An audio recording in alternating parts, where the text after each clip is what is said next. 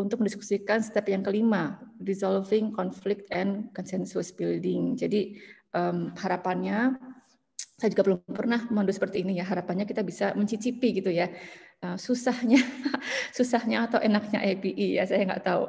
Coba nanti kita coba ya. Baik, ya ini adalah kasus yang kita ambil adalah kasus yang nyata dari Indonesia ya, bukan dari luar negeri. Dan ini mungkin juga tidak kasus yang jarang terjadi. Jadi ini adalah seorang pasien X dengan keluhan vertigo ya. Jadi serasa berputar begitu. Kemudian telinganya terasa berdenging dan nyeri. Tanda vital menunjukkan tekanan darah 151/98, denyut jantung 78 kali per menit, respirasi, pernafasan 20 kali per menit, suhu 36,2 derajat Celcius. Setelah dilakukan pemeriksaan laboratorium, darah menunjukkan hasil yang dalam batas normal, hematologinya. Untuk laboratorium urin lengkap, itu menunjukkan bahwa urinnya kuning jernih, ada sedikit leukosit eritrosit, dan ada bakteri positif. Untuk lab kimia klinik seperti itu tampilannya ya, ada kolesterol, triglycerida dan sebagainya. Yang tengah itu nilai yang ditemukan ya. Jadi pas ini kolesterolnya 200, triglyceridnya 371, yang sebelah kanan adalah nilai normalnya. Jadi kita bisa melihat apakah angka itu dalam range yang normal atau tidak, lebih di bawah atau di atas normal, atau tepat di angka normal. Ya, jadi sebentar, ini kalau saya keluar dari ini gimana ya? Ya, sekarang saya minta adik-adik semua untuk berdiskusi sejenak dengan kelompok kecil. Saya beri waktu 2 menit ya. Untuk kira-kira diagnosisnya apa gitu ya pasien ini, sebisanya saja gitu ya, tidak usah terlalu takut kalau nanti salah. Kemudian kira-kira mau dikasih terapi apa? Terapi cukup dengan gampang, tidak perlu dengan merek-merek tertentu, bisa misalnya anti nyeri atau apa, disebutkan saja seperti itu. Ya. Paham nggak adik-adik? Ada pertanyaan tidak?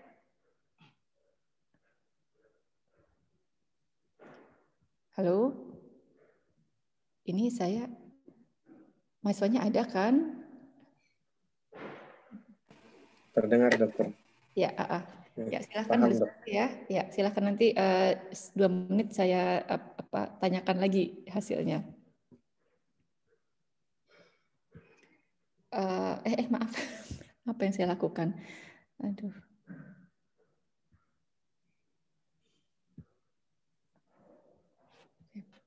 Nanti dari Bapak Ibu dari Fikes, kami hanya nanti ingin mengetahui mungkin pengalaman ya terkait misalnya ada seperti ini, kira-kira selama ini gitu.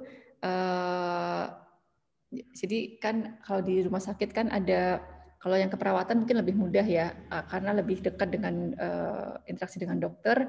Tapi untuk gizi dan farmasi mungkin kami juga tidak tahu seperti apa dinamika atau interaksinya. Tapi seandainya nanti kalau dari gizi mungkin bisa sedikit berbagi ide tentang kalau ada seperti ini biasanya seperti apa prosedur kerjanya. Jadi kayak bagaimana dari rumah sakit minta untuk dari gizi dan kemudian bagaimana cara meresepkan lah ya ala gizi begitu. Dan apakah ada komunikasi dengan dokternya, perawat dan sebagainya. Kalau dari farmasi mungkin nanti nunggu dari tahap kedua ya, mungkin Pak Tunggul ya. Dari farmasi mungkin nanti tahap kedua setelah adik-adik meresepkan obatnya, kemudian nanti Pak Tunggul bisa memberikan komentar dan pengalaman juga bagaimana sebetulnya selama ini peran farmasis di rumah sakit, karena itu yang kami juga masih belum jelas begitu, dan kami ingin belajar juga Kira-kira kalau seperti ini sistemnya, apa yang bisa kita lakukan untuk memulai API ini? Kalau Bu Nuria dari Fikes dari keperawatan ya, mungkin nanti akan, nah ini juga mungkin lebih terbiasa lah dengan misalnya gini, nanti biasanya peran perawatnya itu bagaimana gitu. Apakah menunggu dari dokternya dulu, apakah sudah langsung ke perawatannya apa begitu, dan bagaimana mengkomunikasikannya. Oke. Ini kira-kira sudah 2 menit belum ya? Sengaja saya ngajak ngomong biar lupa. By the way, ini ada Mas Bagas nggak ya di sini? Hadir, ada. Bu. Oh, hadir ya. Nanti saya soalnya minta tolong kalau ada sedikit catatan yang perlu tampilkan lagi di layar, nanti Bagas bisa share screen nggak sih ya? Kalau seperti ini? Saya sedang usahakan, Ibu. Insya Allah bisa. Kalau nanti kita kayak kemarin ya, yang gantian aja gitu ya, share screen-nya ya. Semoga bisa. Kalau enggak ya juga bisa dibacakan aja, nggak apa-apa. Sudah 2 menit, Bu Meli. Sudah ya. Terima kasih, Bu Woro. Oke, adik-adik sudah bisa berpendapat. Berarti ada berapa kelompok ya? 15-an kelompok ya? 16, dokter. 16 boleh. Nah, sekarang silahkan ada yang mau berpendapat atas nama kelompok atau mungkin karena tadi kalau misalnya kesulitan juga boleh, sendiri juga boleh gitu ya. Monggo. Kira-kira ini diagnosisnya apa saja, mau dikasih terapi apa begitu. Atau penelaksanaannya seperti apa. Yang simpel-simpel saja. Karena kalian juga belum koas ya. Silahkan.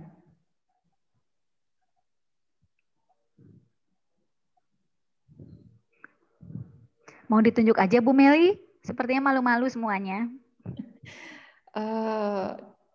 Oke, boleh Bu Woro, gimana cara menunjuknya nih kira-kira? Ini sekarang tanggal 21, yang NIM 21 gitu Bu Meli misalnya, atau 121 nggak ada ya, atau NIM 12 gitu modelnya. Oke, kelompok 12. Saya pakai kelompok ya, kelompok 12. Silahkan perwakilannya. Kelompok 12 itu berarti kelompok 6B. Wah, ini ada tutornya muncul nih. Kayaknya ya, betul tidak ya? Silahkan. Langsung do WA-an ya. Silakan bisa disebutkan nama-namanya Mas Bagas, barangkali nanti kan memudahkan Bu Meli untuk mengidentifikasi. Saya kebetulan megangnya 1A, Bu. Kalau 1A, yang kelompok 12, 6B kayaknya. Oke. Mungkin atau adik-adik siapapun, silahkan.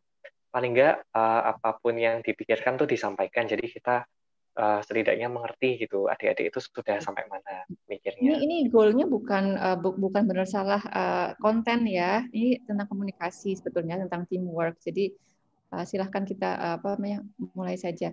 Kelompok 12 wajib ya masih hutang. Kalau ada kelompok lain yang sudah siap, silahkan.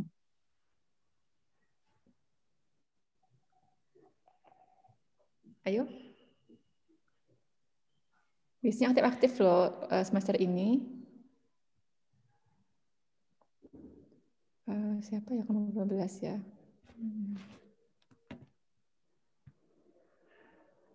Ayo adik-adik.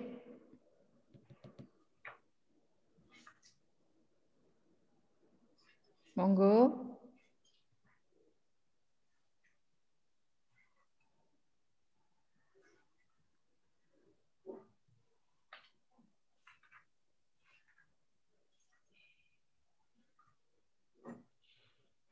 Izin menjawab, dokter.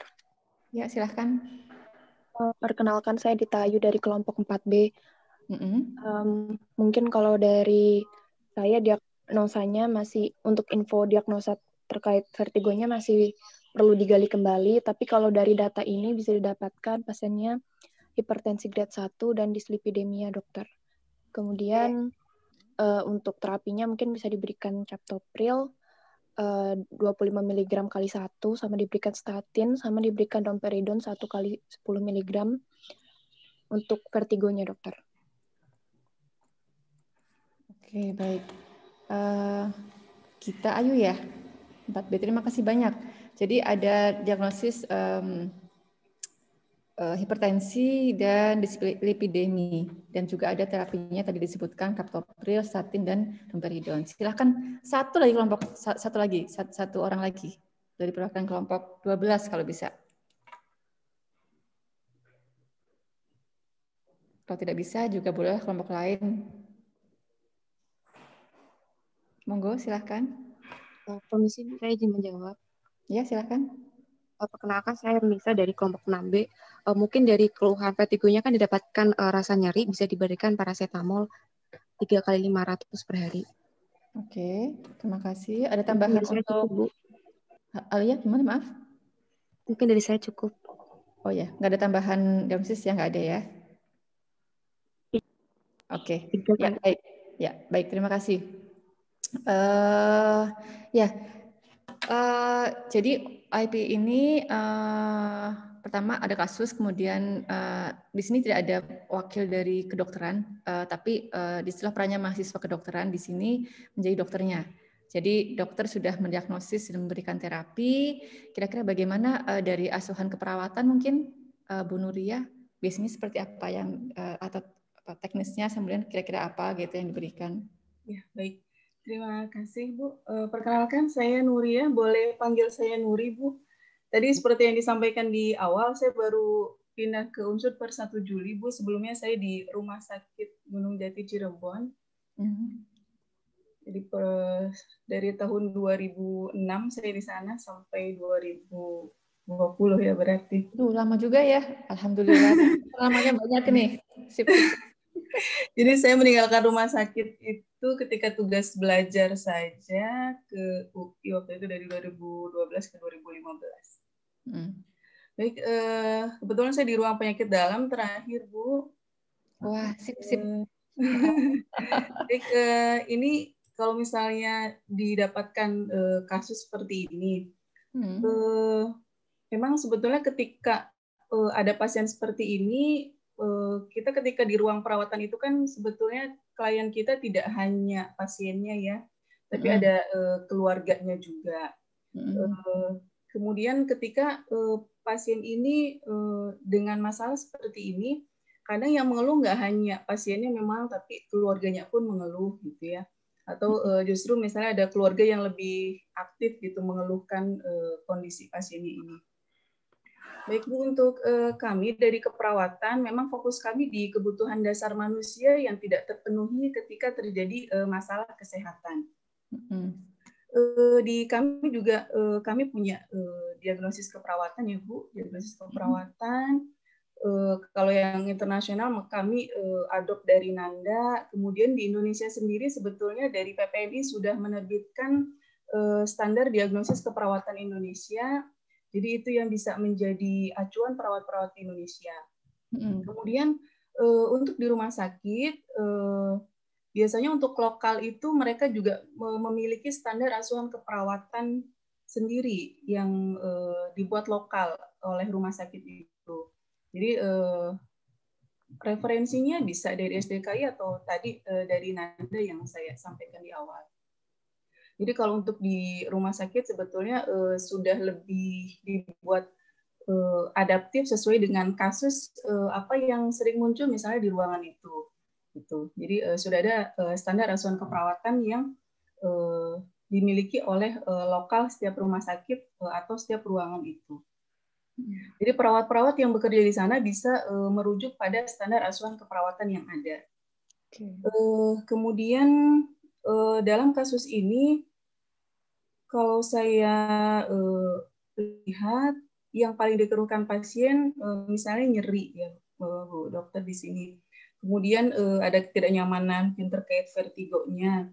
Kemudian tadi disebutkan misalnya di sini ada dislipidemia.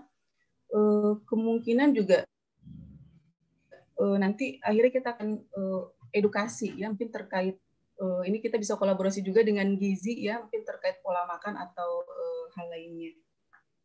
Kemudian misalnya di sini saya contohkan salah satu saja tentang nyeri. Jadi di diagnosis keperawatan nyeri ini dibagi menjadi nyeri akut dan nyeri kronis. Kalau dalam kasus ini mungkin nyeri akut ya, Bu Dokter.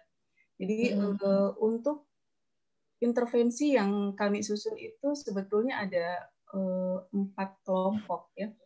Jadi nanti yang pertama itu tentang intervensi yang bersifat observasi, kemudian yang kedua intervensi yang bersifat mandiri, kemudian mandiri tindakan keperawatan, kemudian yang ketiga intervensi yang bersifat edukasi, dan yang keempat ini intervensi yang bersifat kolaborasi.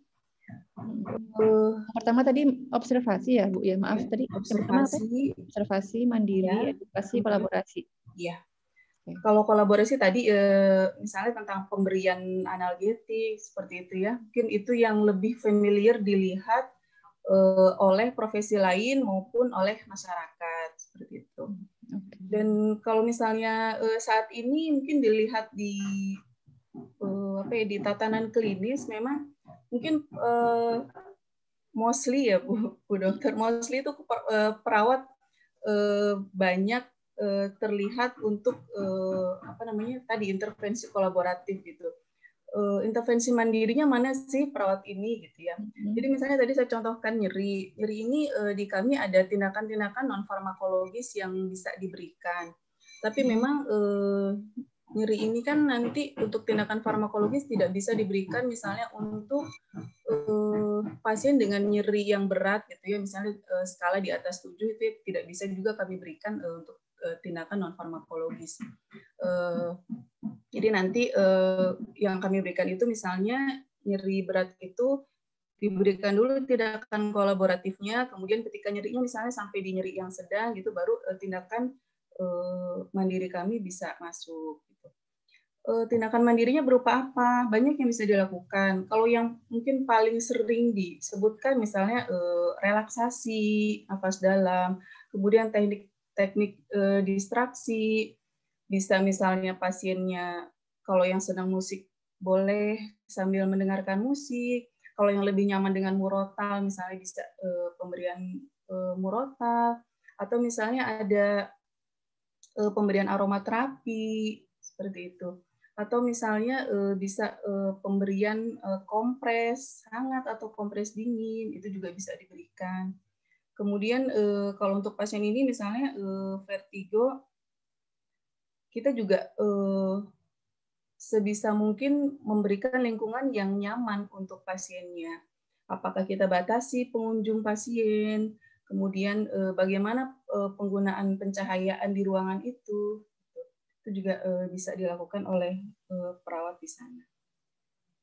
Mungkin kurang lebih gambarannya seperti itu dulu untuk mengawali Bu. Nanti kalau misalnya ada berkembang lebih lagi nanti kita diskusi kembali. Oke, baik, terima kasih Bu Nuri. Terima kasih atas ini ya informasinya. Jadi menarik sekali, saya baru tahu ya ada 4 macam intervensi dari keperawatan dan rupanya tadi yang sering kita lihat itu yang observasi ya dan kolaboratif, betul tidak ya? Ya. Sebenarnya mungkin yang mandiri ini yang kita tidak terlalu sering atau memperhatikan ya. Kalau untuk intervensi yang mana yang biasanya sering dikomunikasikan dengan dokternya? Apakah yang kolaborasi saja atau yang lainnya juga, Bu? Baik. Sejauh ini kalau untuk kolaborasi kan memang sesuai dengan yang dituliskan dokter di CPPT Bu ya, catatan perawatan catatan perkembangan pasien terintegrasi. Di situ kan memang sudah disampaikan. Kalau tadi terkait tindakan mandiri, memang ini banyak juga Bu riset-riset yang berkembang di tindakan mandiri keperawatan ini gitu. Kalau beberapa memang sudah familiar ya Bu, seperti tadi musik dan lain-lain itu kan sepertinya tidak perlu izin DPJP gitu. Tapi misalnya ada beberapa aromaterapi yang seperti itu, atau misalnya kita berikan, sebetulnya kalau di rumah sakit tidak diberikan obat-obatan lain atau herbal atau apa sih, tidak diberikan ya Bu, hanya sebatas misalnya tadi aromaterapi gitu. Ada dikomunikasikan dengan DPJP seperti itu Bu. Oke, baik. Jadi memang dalam IPI ini kan konsepnya itu bahwa untuk leadership itu semua anggota adalah leader dari expertise-nya ya. Jadi itu yang kadang-kala mungkin kalau di kedokteran, mohon maaf di rumah sakit itu kadang-kadang yang dokternya merasa sebagai leader, jadi in charge untuk semuanya gitu ya. Padahal tidak, harusnya tidak seperti itu. Baik, terima kasih banyak Duri. Untuk siapa dulu nih? Bu Puri dulu ya. Bu Puri, gimana Bu Puri tanggapannya? Silakan. Terima kasih. Bu, bisa kedengaran nggak? Kedengaran. Jelas. Baik. Pertama, saya pribadi sangat senang Bu diundang ke forum ini karena kami dari tenaga ahli gizi, disebutnya ahli gizi seperti itu Bu. Memang sebenarnya perannya bisa besar di rumah sakit, cuma kadang-kadang beberapa teman dari kami itu merasa kapan kami akan masuk ke dalam tim, misalnya seperti itu. Padahal di era sekarang ini, apalagi dengan kasus yang ada disajikan ini adalah kasus, saya kira ini sangat terkait dengan pola makan ya untuk kasus ini. Jadi peran ahli gizi di sini kami harapkan juga tenaga ahli gizi bisa ikut masuk ke dalam tim. Untuk dari segi gizi sendiri, sebenarnya profesi gizi itu ada macam-macam nama. Saya perkenalkan dulu. Ada yang seperti saya, ini adalah dietitian. Dietitian itu di belakang namanya ada gelar dietitian atau RD, Register Dietitian, RD, ya. Kemudian ada juga teman-teman kami yang nutrisionis, ada SGZ, nutrisionis.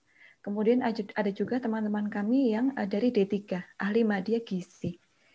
Nah, kesemuanya itu dapat memiliki peran juga sama, bisa memberikan asuhan gizi di rumah sakit. Jadi kami punya proses asuhan gizi terstandar, namanya PAGT, atau bahasa Inggrisnya Nutrition Care Process. Jadi kami asesmen juga dari awal, kemudian juga memiliki diagnosis gizi, kemudian kami juga melakukan intervensi. Nah, intervensinya termasuk diantaranya adalah kolaborasi asuhan.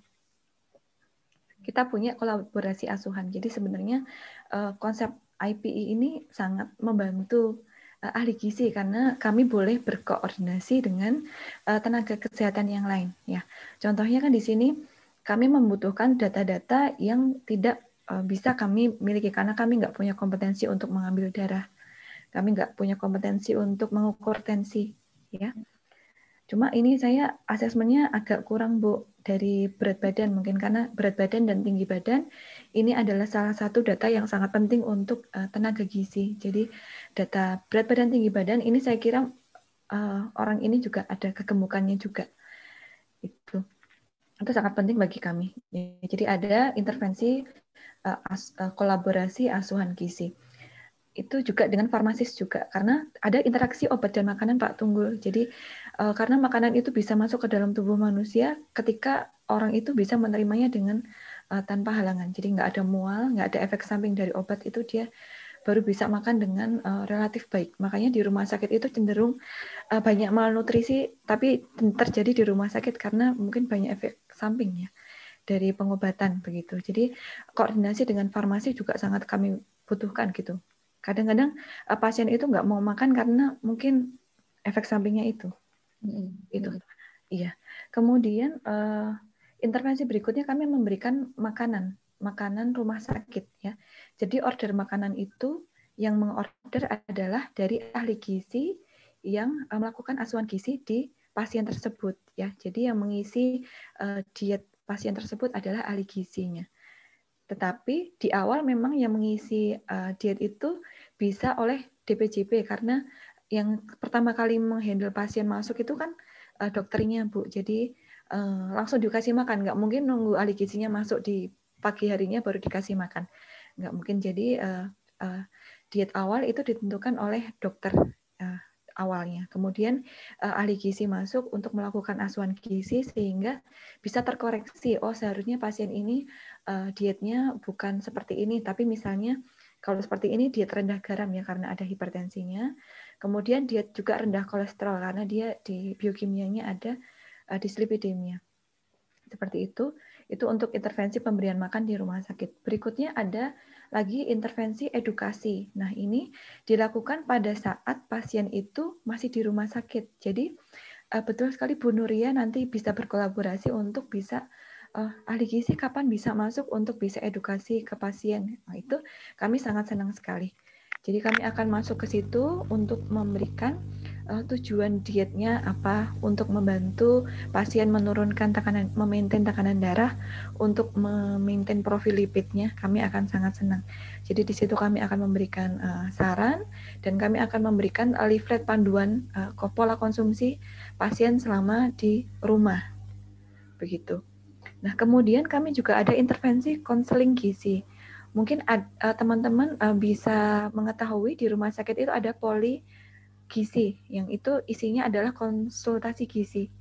Konsultasi gizi, di mana pasien seperti ini biasanya akan berkunjung kembali ya untuk kontrol ke dokter kembali. Nah, itu bisa juga dirujuk ke poli gizi untuk bisa memonitoring, loh kok kolesterolnya masih tinggi, loh kok berat badannya nggak turun, loh kok tekanan darahnya nggak bisa termaintain dengan baik. Coba konsul ke ahli gizi, siapa tahu pola makannya masih salah. Ya, kan banyak mitos juga di masyarakat. Ya, contohnya kemarin saya dapat konsulan mandiri dari rekan saya, itu persis kasusnya seperti ini, diselipit, kemudian ada berat badan lebih, kemudian hipertensi juga. Dia tidak mengetahui kalau di rumah sakit ada konsultasi gizi. Jadi dia kebingungan sekali, bahkan dia padahal tenaga kesehatan juga mengkonsumsi bawang bawang yang terkenal itu, dan justru malah diare hebat karena nggak tahu harus makan apa, harus menambah apa, harus mengurangi apa. Jadi dia malah kebingungan seperti itu, dan saya sarankan untuk coba Ibu kembali ke rumah sakit untuk bisa mendapatkan konseling gizi, karena rekam medis kan ada di sana. Jadi dia bisa di asesmen dari awal sampai mendapatkan intervensi gizi yang paling cocok. Itu. Kemudian apa lagi ya? Ada juga proses screening, Bu. Screening itu di depan, itu biasanya kami minta tolong kepada rekan-rekan keperawatan untuk bisa men-screening pasien-pasien yang berisiko malnutrisi.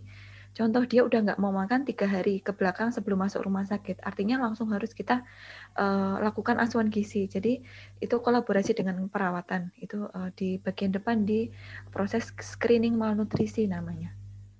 Gitu. Mungkin itu dulu dari saya. Mungkin ada pertanyaan lain bisa disambung. Baik, terima kasih Bu Puri. Banyak sekali informasi yang baru ya bagi saya, menarik sekali. Terus terang memang dokter ini kalau masalah gizi lebih parah lagi nih dokter sebetulnya, karena mungkin sangat sedikit pengetahuan tentang gizi yang seharusnya mereka tahu tentang nutrisi ya. Jadi saat ditanya pasien, saya harus makannya apa dok gitu. Ya cuman ini aja normatif aja jawabannya, ya rendah garam, tapi nggak tahu jenis makanannya, ngolahnya seperti apa juga nggak ngerti gitu ya. Nggak usah repot-repot ya Bu, harusnya langsung dirujuk saja.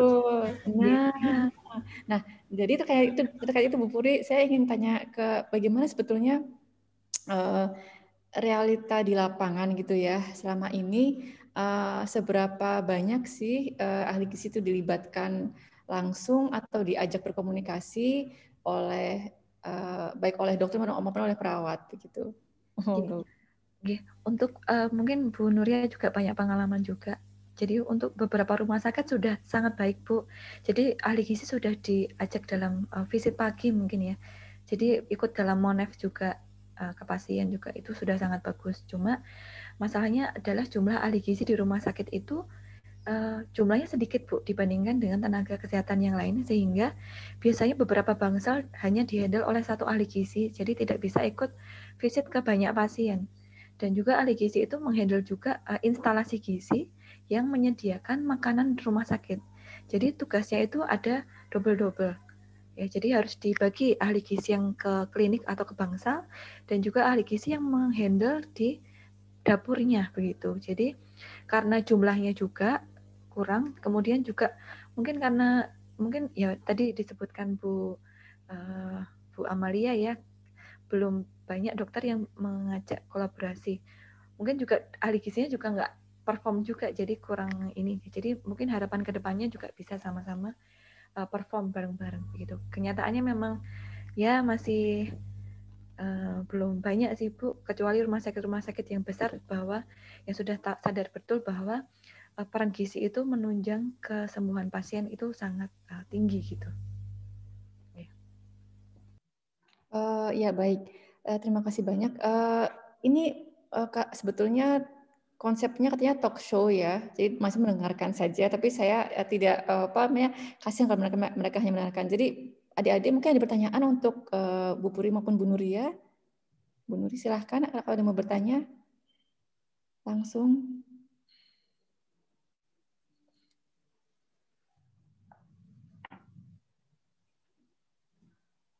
Belum ada? Kalau nggak nanti ya, bisa disimpan nanti ya. Baik, kita lanjut dulu ya. Kok saya nggak bisa? Oke. Jadi sebetulnya ini tadi sedikit langkah yang saya lakukan adalah kita ingin mengetahui kan peran dan tanggung jawab masing-masing bidang ya, expertise, dan apa hambatannya atau batasannya mana gitu, bukan batasan ya.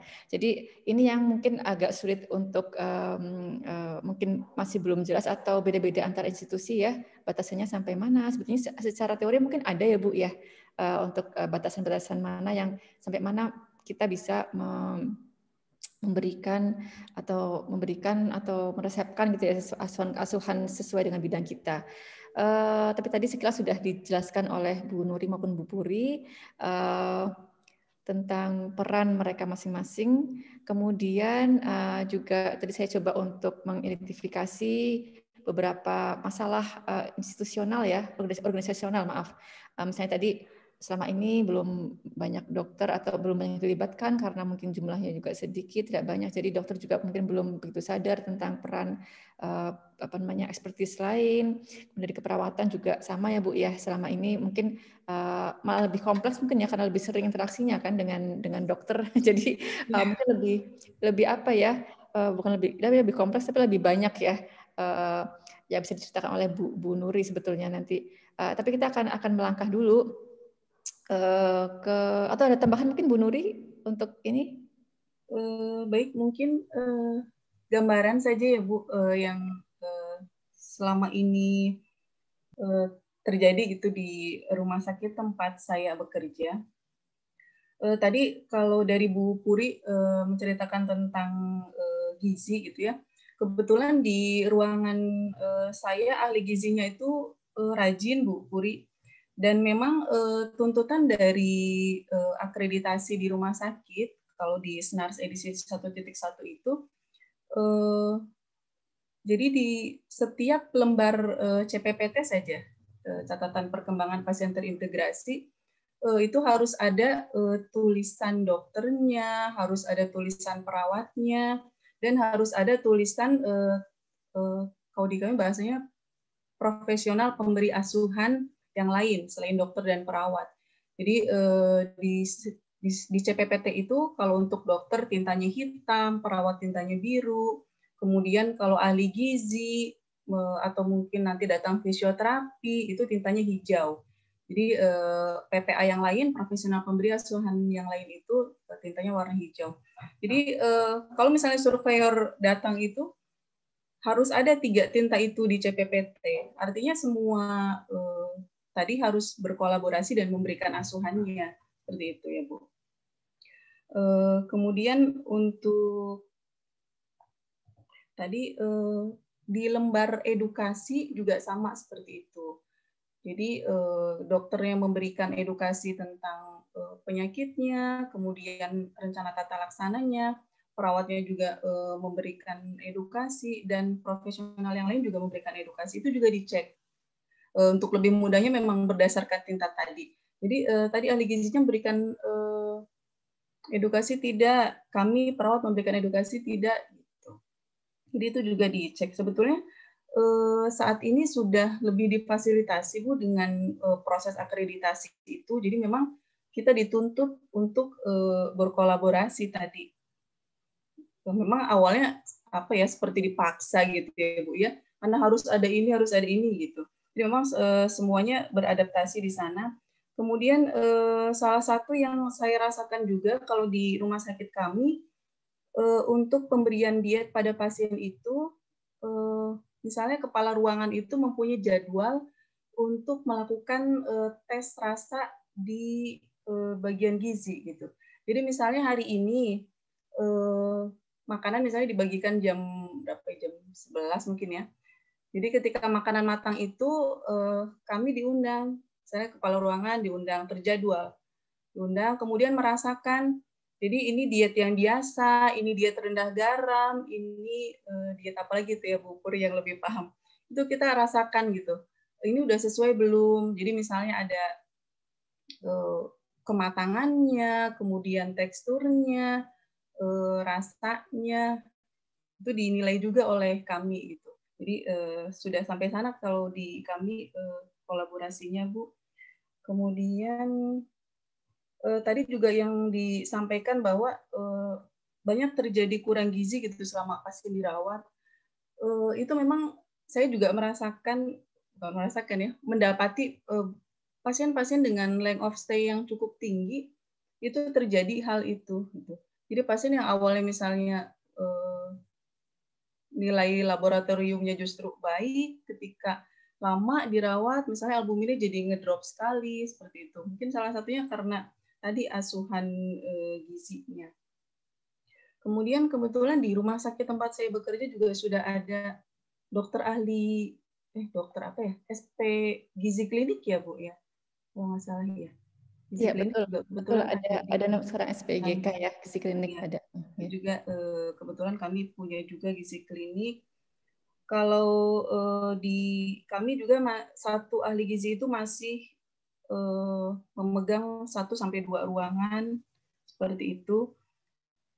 Jadi kalau di kami sih selalu mengingatkan karena tadi ya Bu, kita cross check-nya pokoknya saya lihatnya tinta hijau gizi itu harusnya sudah ada di setiap lembar tadi gitu. Jadi kalau misalnya ada pasien baru belum ada tinta hijau pasti saya kejar nih ahli gizinya gitu. Ini pasiennya belum di assessment, belum diedukasi. Gitu.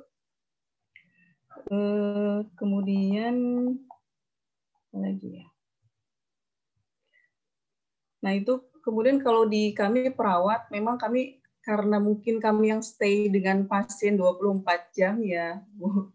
Makanya banyak sekali titipan gitu, titipan ke kami, baik delegasi maupun mandat, baik dari dokter, kemudian dari bagian farmasi pun ada ya. Kemudian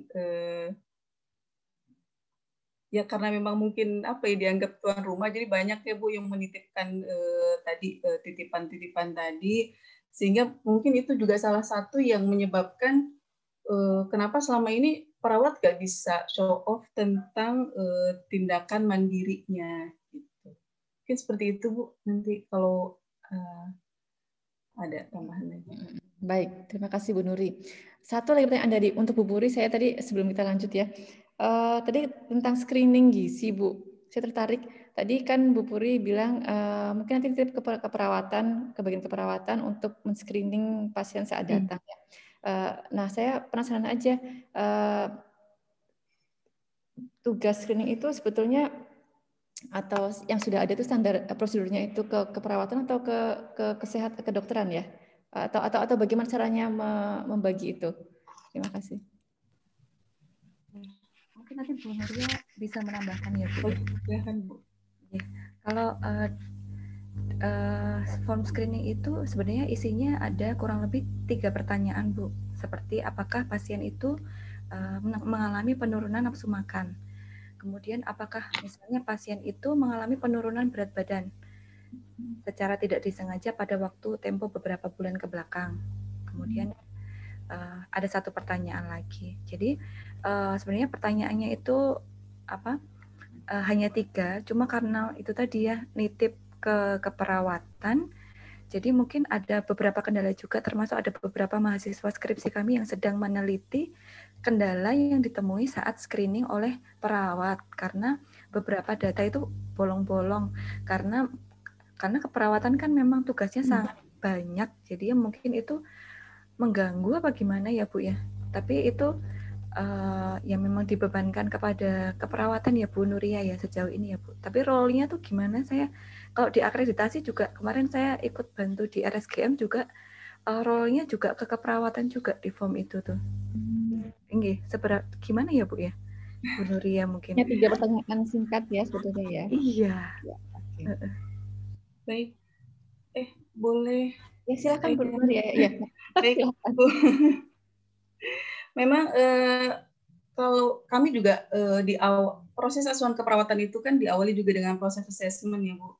Salah satunya tadi yang wajib di assess itu adalah status gizi ya kalau kami bicaranya. Status gizi kami juga mengkaji ada penurunan berat badan tidak lebih dari 10% gitu ya. Kemudian paling tidak minimal itu dihitung IMT pasien saat itu. Gitu. Jadi berapa rata-rata insya Allah sudah bisa menghitung IMT teman-teman perawat saya. Jadi ketika IMT-nya misalnya kurang, itu saja sih yang menjadi perhatian kami itu. Ketika masih dalam batas normal, ya itu istilahnya tidak butuh intervensi dari gizi secara cepat gitu ya Bu. Jadi kami minimal menghitung IMT itu sih yang sejauh ini dilakukan Bu Puri. Oh iya, berarti memang ada juga poin itu ya Bu ya. Iya. Jadi tapi masalahnya adalah formulirnya tersendiri ya Bu ya. Jadinya harus ada centang-centangnya, ada kurang lebih 3 centang kalau nggak salah ya Bu ya, 3 centang. Kalau misalnya dia skornya misalnya dengan formulir screening NST misalnya lebih dari sekian skornya langsung dioper memang ke dietitian begitu. Jadi itu mungkin yang formulir itu yang kurang lebih harus di-clearkan. Mungkin ada SK-nya ya Bu ya kalau di rumah sakit ya. Apa SPO? Iya. Kalau saya tidak salah mengingat ya Bu, itu kan memang ketika pasien datang di IGD ada screening itu ya Bu ya. Iya betul. Ya.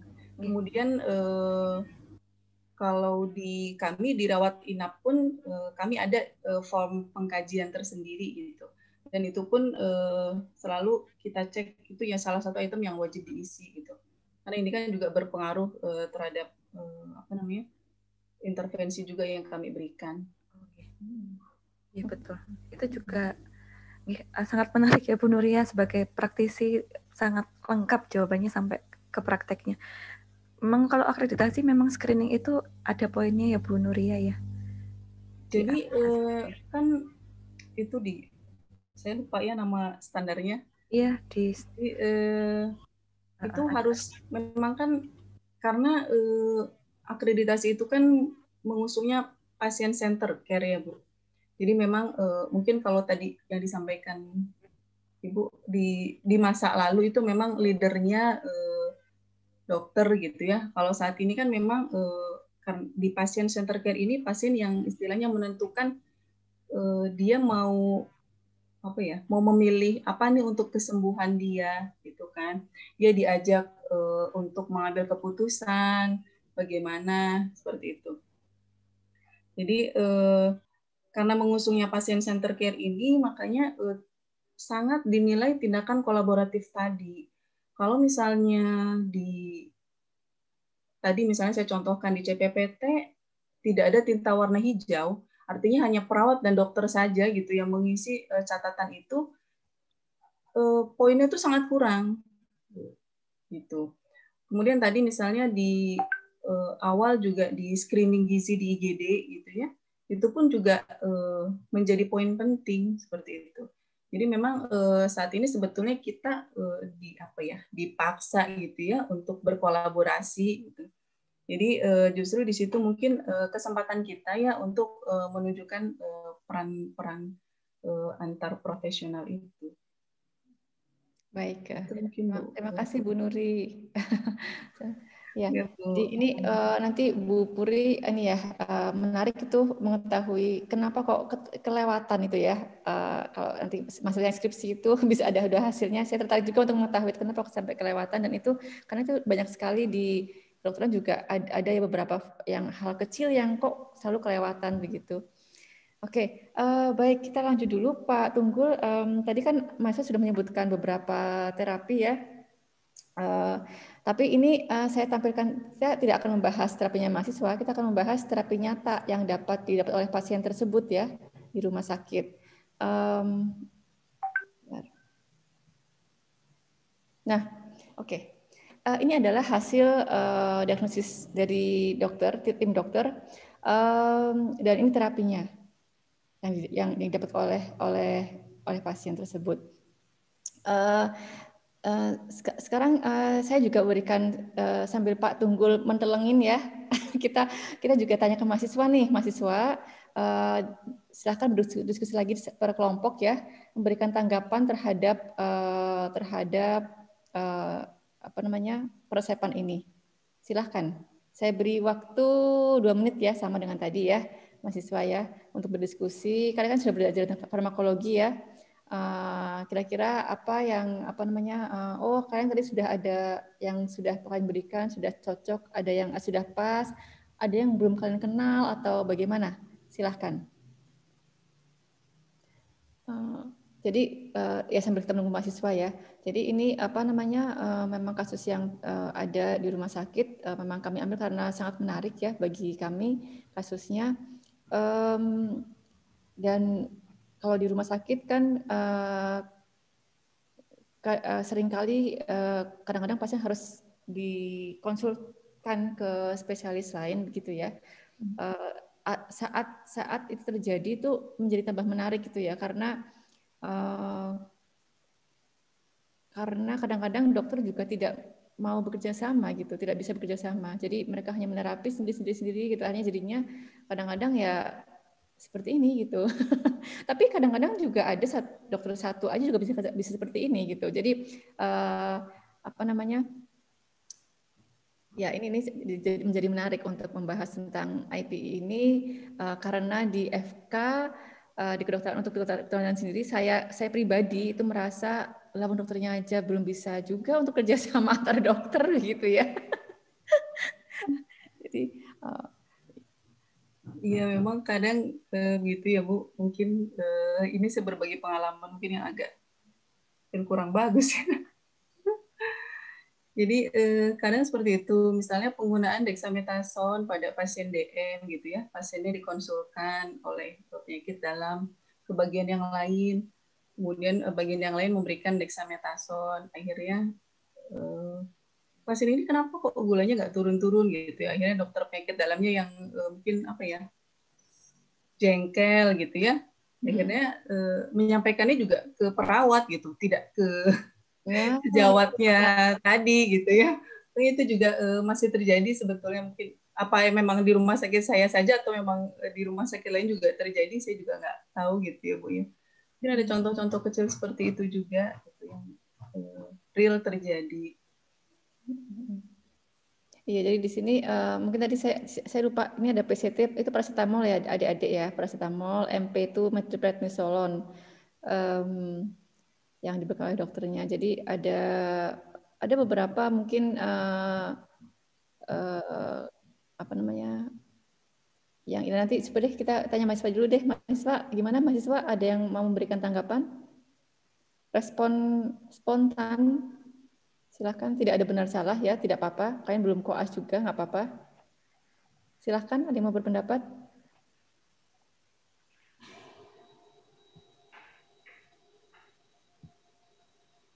Mau per kelompok lagi Bu Meli? Iya Bu.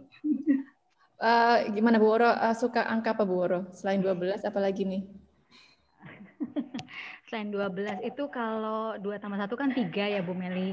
Depannya 3, di belakangnya terserah Bu Meli. Atau mungkin ya. Oh ya, oke, boleh. Kelompok 3 itu maksudnya ya? Kelompok 3 juga boleh Bu Meli. Kelompok 3 deh, kelompok 3. Oke. Tadi kan baru 4B kan. Saya ini pakainya jadinya pakai yang ada AB-AB-nya ya. Kelompok 3A. 3A. Silahkan 3A. Di chatbox juga sudah ada data kelompok yang dikirimkan oleh Mas Iqbal, ketua kelas. Kalau mau dipirsani, Bu Meli. Excel itu ya? Ya. Ayo 3A, nggak perlu saya panggil lah. Ini soalnya over nih, masih buka over.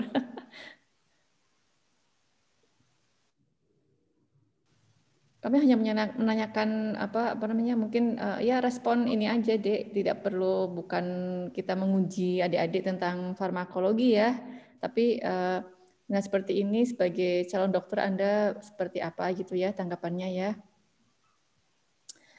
3A, ya Allah, cili ya Allah. Sebentar. Oh, kelompok mahasiswa, oke. Fauzia Rahma, Priska Tiffany, Putri Pitaloka, Sarah Paramita, Diah Asri, Indu Widi, Desti Gita. Oh, itu kabeh ya. Silakan.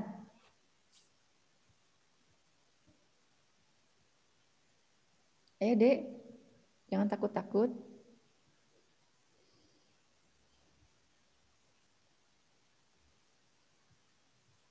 Kok sepi ya? Pada kemana nih? Atau kelompok lain boleh deh kalau udah siap. Yang siap udah siap, silahkan.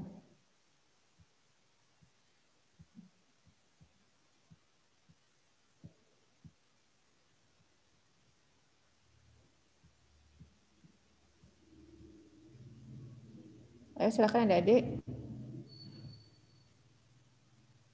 Ada, kalau tidak ada nih ya. Halo, ada nggak?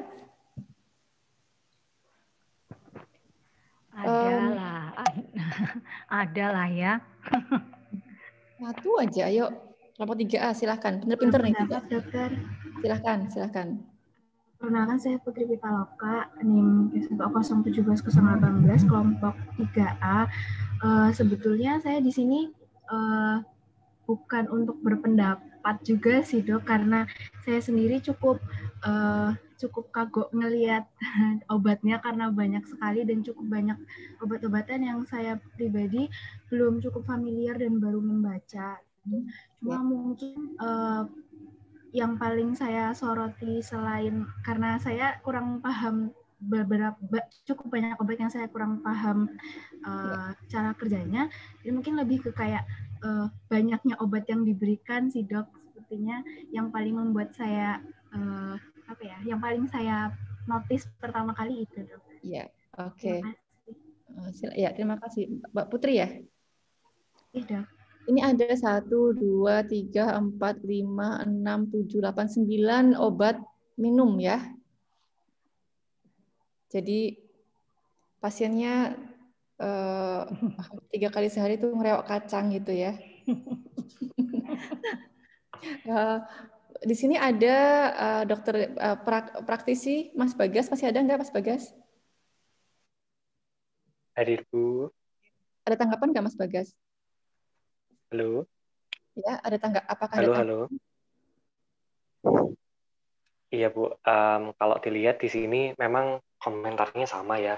Obatnya banyak sekali, dan apakah ada kemungkinan gitu ya, ada obat-obatan yang sebenarnya bisa kita kurangi, atau misalnya bisa kita pilih salah satu dari obat-obat yang mirip kayak gitu. Atau mungkin jangan-jangan karena ini hasil konsultasi dari beberapa dokter, kemudian tadi mungkin disampaikan oleh Bu Meli juga, dokternya tidak saling ngecek sudah dikasih obat apa gitu, akhirnya jadi muncullah list obat seperti ini. Nah, jadi penasaran juga nih, biasanya kalau seperti ini apa yang dilakukan oleh mungkin koasnya pada saat menangani, atau mungkin dari pemberi atau profesional kesehatan yang lainnya pada saat melihat kasus semacam ini. Oke, sudah Mas Bagas? Ini sementara itu dulu, Bu. Ya, ya jadi menarik sekali. Sebelum kita tanyakan kepada mungkin yang pertama kali melihat, biasanya di Bangsal itu perawat ya, hal ini ya. Kita tanyakan kepada expertnya, Pak Tunggul. Bagaimana Pak Tunggul tanggapannya melihat ini?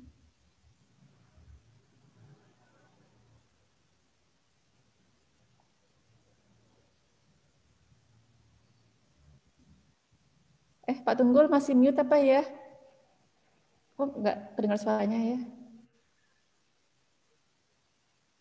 Apa saya yang tidak mendengar saya sendiri? Iya Pak, tunggu, suaranya masih belum terdengar.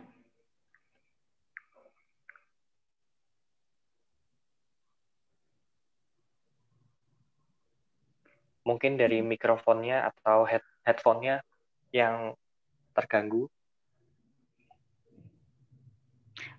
Belum terdengar Pak.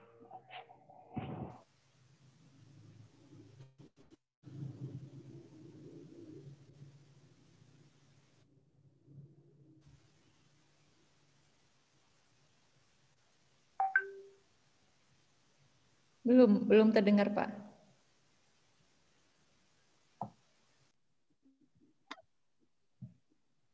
Kenapa ya? Tadi terdengar Pak. Bisa dicoba lagi Pak. Halo. J, terdengar jelas Pak. Alhamdulillah. Oke, ya matur nuwun Bu Amel, Bu Woro, Bu Puri, dan Bu Nuria nggih, dan teman-teman koas. Sorry, di semester 7. Hampir koas. berapa? Belum koas ya? Koas to be. Teman-teman mahasiswa kedokteran. Terima kasih sekali ini diajak bergabung. Terus terang senang sekali bisa mendengarkan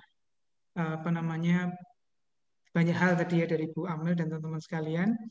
Dan juga mungkin kami juga ingin sharing apa yang kemudian teman-teman di farmasi bisa lakukan atau bisa kontribusikan ke dalam tim kolaborasi. Jadi memang apa yang tadi didiskusikan oleh Bu Amalia dan teman-teman di keperawatan dan gizi itu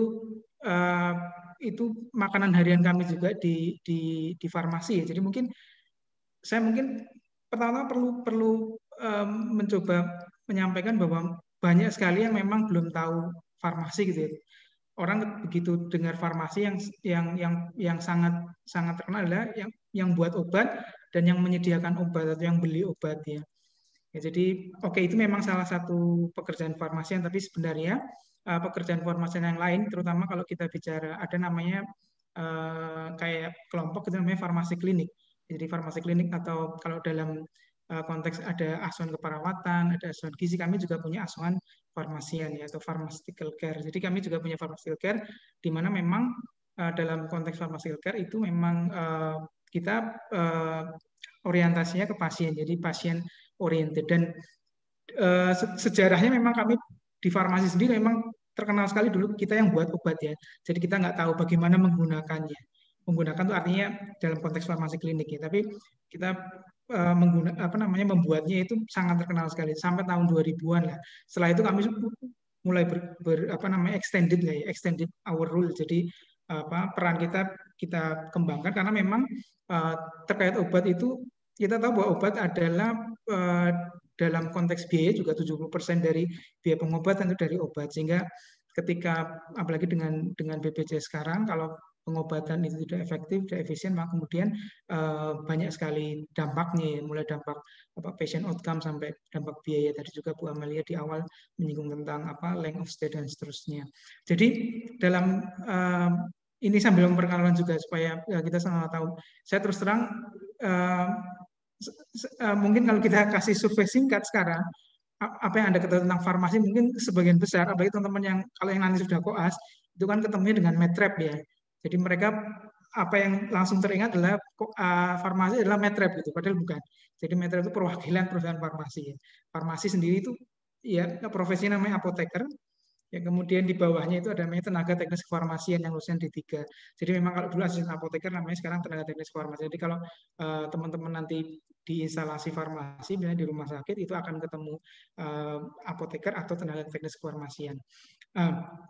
Apoteker sendiri dalam konteks pharmaceutical care yang nanti kolaborasi dengan teman-teman tenaga kesehatan yang lain, itu sebenarnya secara mudah adalah kalau diagnosisnya adalah diagnosis drug related problem ya, drug related problem atau DRP. Jadi permasalahan terkait obat. Jadi kami belajar mulai S1 sampai kemudian profesi kami sama ya, profesi apoteker itu sebagian besar semuanya ujungnya adalah drug related problem. bagaimana kemudian menilai risk and benefit, ya risk and benefit. Kemudian goalnya adalah supaya pasien mendapatkan pengobatan yang the most safest, ya, yang paling aman, the most effective, yang paling efektif, dan yang paling acceptable untuk pasien. Sehingga di drug related problem itu kolaborasinya nanti akan sangat terlihat dengan berbagai macam profesi. Tadi saya mengikuti diskusi dengan teman-teman sangat menarik karena di situ sebenarnya banyak sekali yang kemudian kita bisa kolaborasi. Jadi di drug related problem itu ada penggolongan lagi, ya, yang misalnya dosis dosis terlalu tinggi, dosis terlalu rendah, adanya adverse drug reaction, kemudian adanya interaksi obat, kemudian ada indikasi yang tidak terobati, atau adanya obat yang tidak diindikasikan, obat diberikan tanpa indikasi, atau mungkin polifarmasi. Jadi seperti kasus kita ini obatnya banyak sekali. Mungkin ada tadi disampaikan oleh sejawat dokter siapa tadi yang mengatakan mungkin ada obat yang harus dipilih, mana yang bisa ditinggal karena ada polifarmasi di situ. Jadi kuncinya memang di drug related problem sih. Tapi apa yang kita pelajari itu sama, bahasanya sama dengan bahasa yang dipelajari oleh teman-teman dokter, keperawatan, gizi. Maksud saya adalah supaya nanti kita frekuensinya juga sama nanti ketika kita di pelayanan. Karena kami juga belajar anatomi fisiologi, kita belajar patologi, kami belajar mikrobiologi.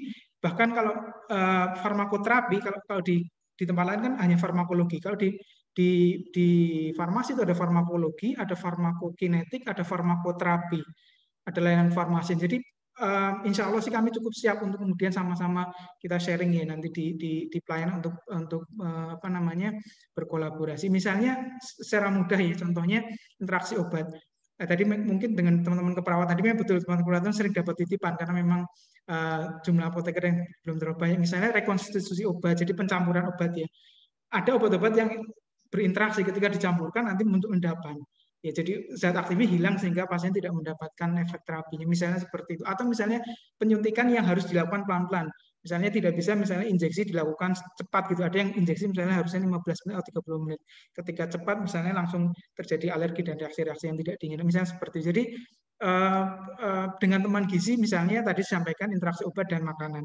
Ya, interaksi obat dan makanan itu banyak sekali. Ada beberapa obat yang memang sebagian besar obat memang interaksinya macam-macam levelnya. Ada yang berat sekali, ada yang berat. Tapi ada yang misalnya berat sekali, itu memang harus sangat strict, ya, interaksi obat dan makanan. Ketika salah satu contoh yang dicontohkan namanya warfarin misalnya. Warfarin itu obat yang tidak terlalu banyak dipakai di Indonesia, tapi itu kalau di dunia sering sekali dicontohkan. Interaksi obat dengan makanannya sangat banyak, sehingga teman-teman gizi ini juga sangat bisa jadi obat makanan yang tidak mengandung vitamin K misalnya, yang tidak boleh diberikan kepada pasien yang menggunakan warfarin tadi. Atau interaksi obat yang misalnya ada obat-obat yang tidak boleh digunakan bersama dengan makanan atau setelah makan, jadi harus digunakan dengan perut kosong dan sebagainya. Jadi ini bisa dengan gizi, bisa dengan keperawatan. Artinya apa? Ketika teman-teman perawat mau menginjeksikan atau memberikan obat, maka kemudian pasiennya habis makan atau tidak misalnya, ya. Itu mungkin kan perawat yang jadi host tadi, ya, yang kemudian sering berhadapan pasien. Ketika perawat diberitahu, kita kolaborasi, kita jelaskan mana obat-obat yang sensitif tadi dengan interaksi tadi, maka nggak boleh dengan makanan misalnya seperti itu. Jadi banyak sekali sebenarnya yang kemudian kita bisa lakukan, karena memang sekali lagi obat itu ya kita semua belajar dari pisau bermata dua, dan ketika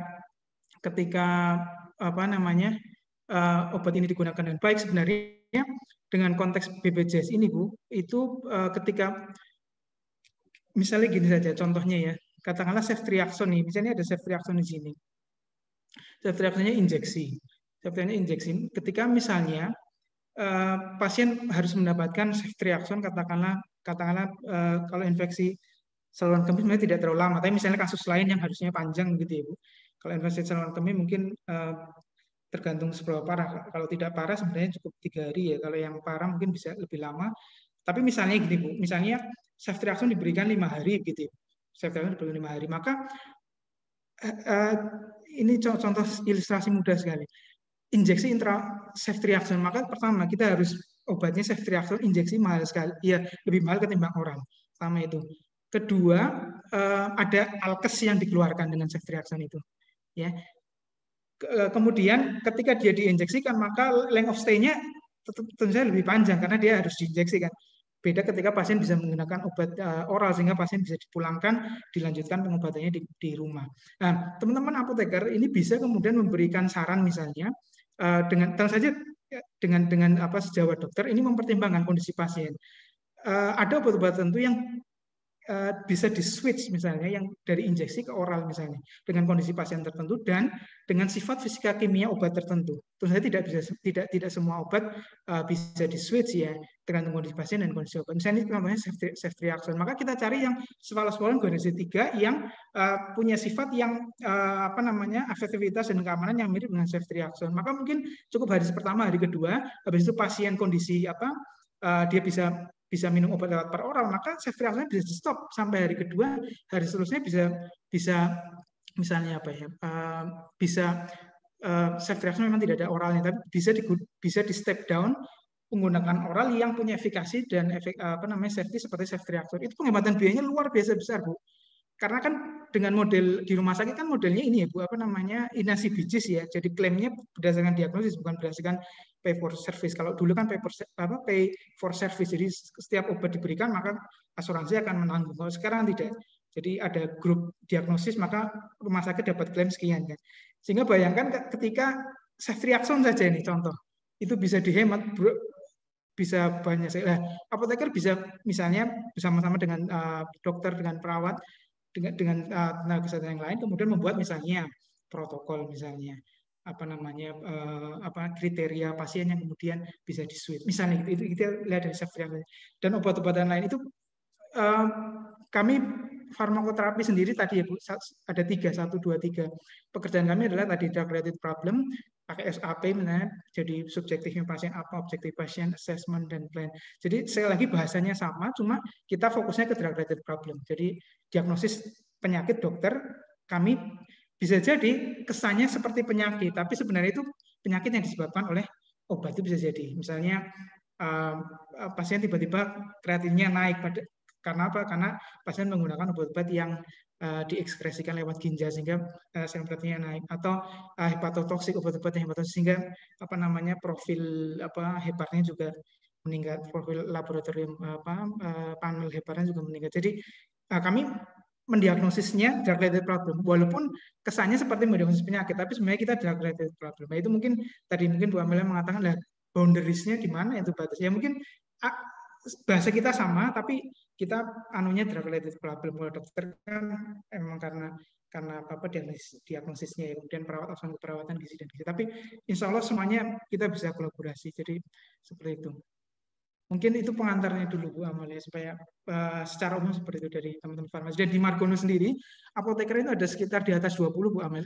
Kayaknya ya sekarang. Dulu memang masih sedikit, sekarang karena tuntutan akreditasi tadi, itu apotekernya banyak di rumah sakit dan silakan bisa dimanfaatkan. Mungkin teman-teman yang ini di kedokteran, kemudian di gizi, keperawatan bisa dalam tanda kutip memperkenalkan profesi apoteker juga, Bapak. Kami sangat siap untuk kemudian dijadikan teman diskusi, memecahkan permasalahan terhadap obat dan seterusnya. Jadi mungkin begitu, Bu Amel.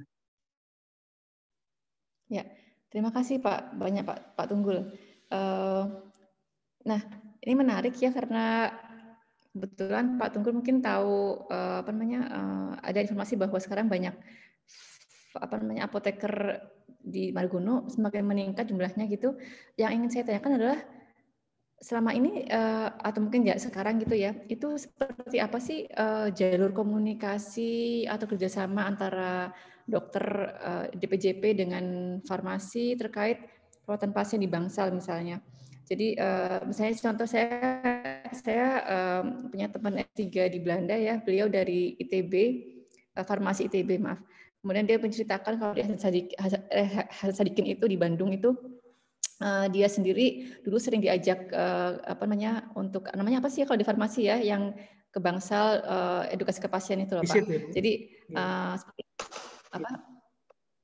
Ya semacam itulah. Jadi visit oleh farmasinya gitu, oleh apoteker, oleh ahli farmasi. Jadi ini kan menarik sekali. Jadi sebetulnya seperti apa sih baik dari pertama peresepan oleh dokter, kemudian sampai ke informasinya ke farmasi, kemudian selanjutnya follow up-nya seperti apa kalau ada masalah atau kalau ada apa itu bagaimana komunikasinya Pak Tunggul? Bisa ceritakan sedikit? Oke, mungkin sebenarnya sama seperti dengan yang lain. Jadi kan kalau di rumah sakit ada, kalau bahasa dulu rekam medis, sekarang APC, apa itu tadi Bu? Lembar yang terintegrasi, catatan pasien terintegrasi, ya, catatan pasien terintegrasi. Jadi memang CPT apa catatan pasien catatan perkembangan pasien terintegrasi. CPPT. CPTP nggih. CPPT. Oke. Jadi memang teman-teman apoteker juga mengisi di situ Bu Amel. Jadi oke, alurnya mungkin ya. Pasien begitu masuk IGD ada namanya kalau di kami itu namanya medication reconciliation. Jadi rekonsiliasi obat. Jadi rekonsiliasi obat. Rekonsiliasi obat itu kalau di IGD memang itu tugasnya apoteker, cuma memang tergantung ininya ya Pak, istilahnya tergantung ketersediaan. Kalau di Margono sendiri di Bangsal IGD belum ada kayaknya apoteker, sehingga biasanya mungkin teman-teman perawat yang melakukan. Tapi di rekonsiliasi obat itu kalau di dalam apa namanya teori-teori kefarmasian memang apoteker yang melakukan dan kemudian menggali kira-kira pasien di sebelum masuk IGD itu obat-obat apa saja sudah diberikan, digunakan pasien dan seterusnya. Kemudian begitu pasien pindah tempat ya, jadi kan rekonsiliasi obat itu prinsipnya ketika pasien pindah dari satu titik ke titik tertentu, dari luar ke IGD masuk ke entah ke ICU atau bangsa rawat biasa, nanti kemudian masuk ke rawat inap biasa, kemudian discharge ya, keluar ke rawat jalan. Nah, itu di setiap poin itu ada namanya kegiatan medication reconciliation, itu yang terkait dengan rekonsiliasi obat. Tapi ada juga yang tadi misalnya Bu Amel mengatakan visitasi ya, visite. Jadi apa namanya, teman-teman apoteker dengan perawat, dengan gizi, dengan dokter sama-sama ya ronde gitu ke pasien.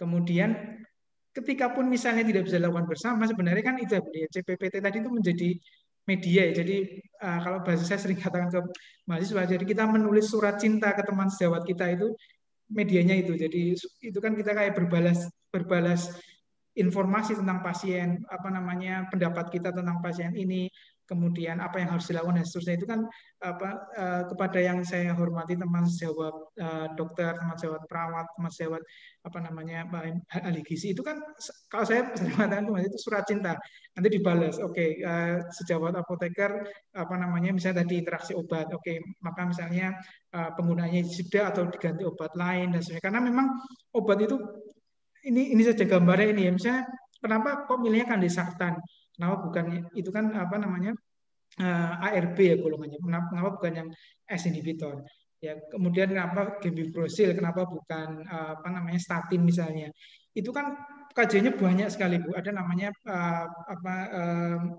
apa namanya perbandingan kelas grup obat apa namanya dalam kelas sendiri, obat dan satu obat lain seperti apa perbandingannya, mana yang lebih efektif dan mana yang lebih aman dengan melihat kondisi pasien. Jadi misalnya tadi kondisi pasiennya kebetulan serum kreatinnya normal, maka lebih fleksibel karena pilihan obatnya menjadi banyak. Jadi kalau kembali pertanyaan lewat mana, lewat itu Bu, lewat CPPT tadi untuk kemudian saling berbalas tadi surat cinta. Saya sering mengatakan gitu ke Dokter Kodi mengajar memang ngajar semester 3 sekarang. Iya, tadi bilang.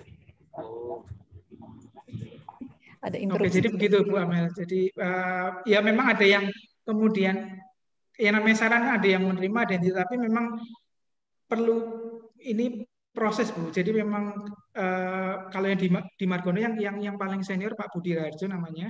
Mungkin kalau yang praktek di Margono sangat tahu Pak Budi Raharjo, beliau yang merintis farmasi klinik sangat baik di Margono. Dan teman-teman kalau yang akan koas nanti di Margono, insya Allah itu Margono adalah salah satu farmasi klinik terbaik di Indonesia. Jadi yang paling baik Sutomo ya, Sutomo bagus sekali, Sutomo, kemudian RSAL Surabaya. Kemudian di Jawa Tengah ini yang paling bagus, kalau menurut saya pribadi ya, itu lebih bagus bahkan dibanding karya di farmasi kliniknya. Ini opini pribadi, tapi saya soalnya dulu prakteknya di Margono, praktek profesinya. Begitu Bu. Jadi teman-teman nanti bisa silakan membuktikan dengan bisa berdiskusi dengan Pak Budi. Begitu Bu Amel. Oke, terima kasih banyak Pak Tunggul. saya ada pertanyaan untuk Bu Nuri, tapi juga ke Pak Tunggul juga masih nih, saya masih penasaran nih. Kalau ada kasus seperti ini, Pak, yang tadi mungkin Pak Tunggul juga menyebutkan ini agak polifarmasi begitu ya, atau ada hal-hal yang mengkhawatirkan gitu, itu saat Pak Tunggul, apakah itu selalunya lewat CPPT, ataukah bisa juga, atau bisa juga pengen ngajak ngobrol dokternya, atau bagaimana? Pertama itu, yang kedua, apakah selalu lewat CPPT? Kalau lewat CPPT, ini kemudian ke Bu Nuri nih berarti ya, itu biasanya seperti apa sih? Apakah cukup efektif gitu untuk mengkomunikasikan hal-hal yang menurut kami itu agak mengkhawatirkan begitu ya? Jadi kayak maksudnya perlu penanganan yang segera, atau memang perlu penanganan, jadi jangan sampai nggak ditangani gitu, paham nggak? Jadi kayak ada yang mungkin kelewatan atau tidak aware bahwa ini ada terjadi di salah satu pasien begitu. Itu bagaimana ya Pak ya? Dan atau Pak tunggu dulu mungkin. Oke, Bu Amel. Jadi media utamanya memang CPT, tapi mungkin ketika ada penilaian bahwa DRP tadi ya, kita kembali ke istilah DRP, related problem tadi, kemudian apa ya, istilah major, kemudian severe, ya kemudian efeknya muncul immediate ya, jadi sudah besar, parah, kemudian bisa muncul secara langsung, maka kemudian insya Allah sih ada media untuk kemudian langsung menyampaikan langsung. Karena memang ada stratifikasinya juga Bu Amel. Jadi tidak semua DRP juga berat, ya tergantung level. Sehingga memang kita disampaikan juga ketika ke teman-teman mahasiswa. Jadi jangan sampai merepotkan juga teman-teman kesehatan lain.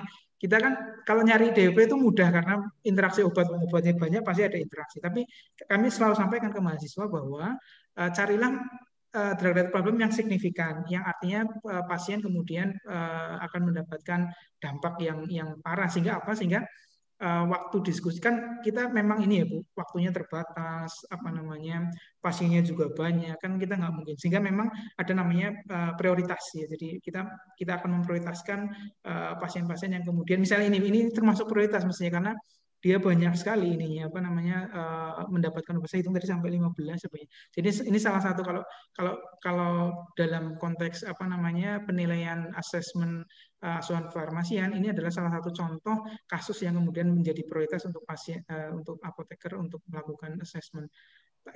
Prinsipnya gitu Bu Amel. Jadi artinya ada ruang untuk komunikasi langsung ya Pak Tunggul, selain CPPT tadi ya.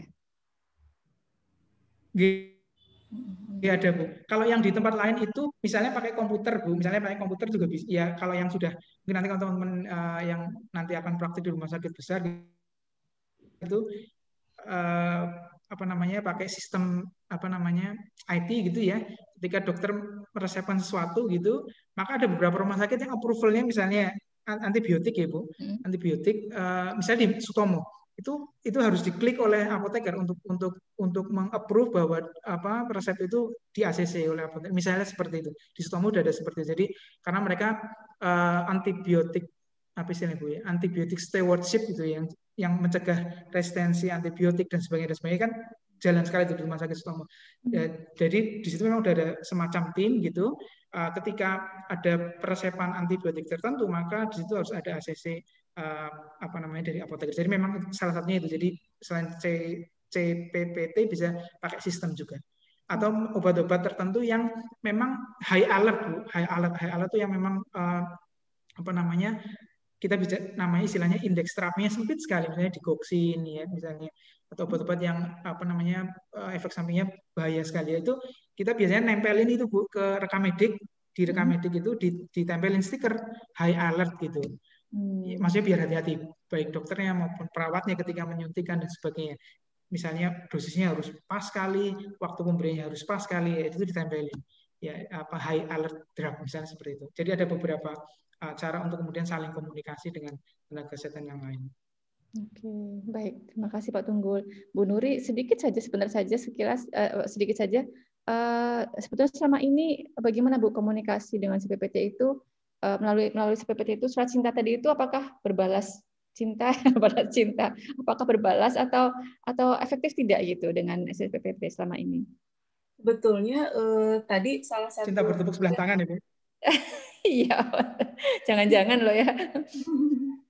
sebetulnya Bu, DPJP itu di di lembar paling ujung itu sebetulnya harus memparaf CPPT itu. Artinya sebetulnya ketika diharuskan memparaf, harusnya DPJP itu membaca semua tulisan tadi ya Bu, termasuk tulisan perawat di dalamnya gitu. Seharian pasiennya diapakan saja sih misalnya, atau ada tulisan dari PPA yang lain. Jadi secara secara logika sih sebetulnya sudah diharuskan diparaf si CPPT itu. Tapi ya tadi karena kesibukan juga DPJP dengan jumlah pasien sekian gitu ya, kadang belum semuanya melakukan seperti itu. Okay. Kemudian mungkin saya titip pesan juga, di sini ada adik-adik calon dokter ya Bu, karena tadi CPPT itu salah satu media komunikasi kita saat ini yang kita andalkan gitu ya. Jadi salah satu titipan surveyor juga adalah tulisan yang jelas dan terbaca di lembar CPPT. Gitu. Jadi itu juga yang menjadi catatan surveyor kami. Gitu. Jadi masih ada beberapa dokter yang tulisannya memang hanya huruf depannya saja, misalnya yang jelas gitu ya. Kemudian belakangnya nggak jelas. Itu juga jadi catatan besar di kami gitu.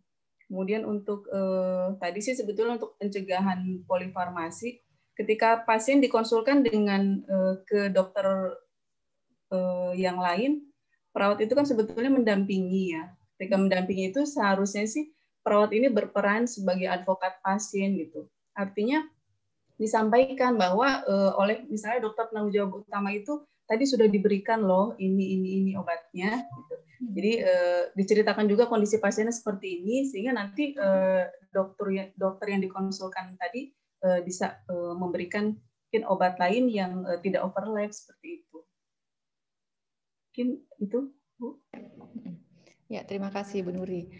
Ya, saya tanyakan karena selama ini yang kami khawatirkan dari kedokteran jangan-jangan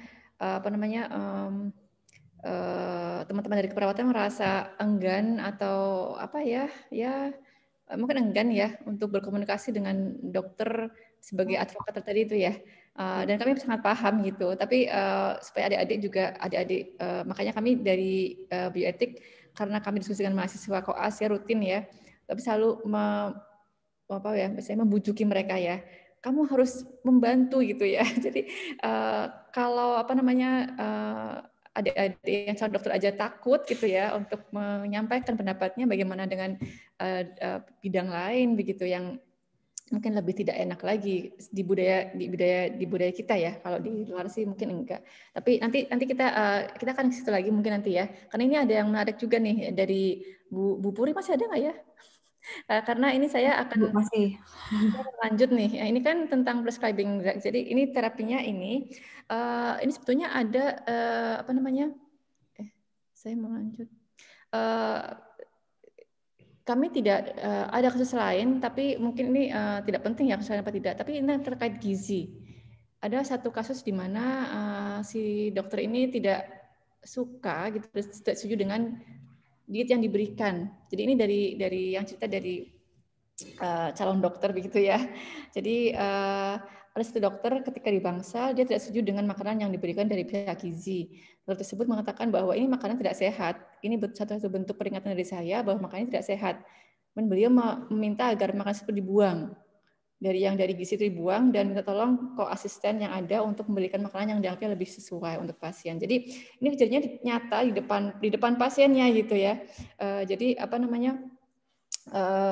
hal-hal seperti ini yang ini kenapa kami dapat ini, karena sebetulnya tadi juga kasusnya sama ya, dari dokter maupun mahasiswa yang merasa bingung gitu. Saya harus bagaimana ya kalau menghadapi kasus seperti ini. Jadi bukan masalah wadul-wadul, tapi bukan masalah lapor, tapi mereka nanya, ini kalau saya ngadepin gini gimana ya? Ini konteksnya si koas itu bingung gitu, karena waktu itu ada kejadian seperti itu. Apa yang dia bisa lakukan untuk pasiennya, kemudian untuk dokternya karena dia yang disuruh atau apa ya. Jadi ini salah satu bentuk saya pikir ya tidak adanya IPE gitu. Jadi tidak adanya interpersonal kolaborasi, jadinya seperti ini. Mungkin Pak Bu Puri bisa memberikan tanggapan, atau mungkin juga Bu Nuri juga bisa.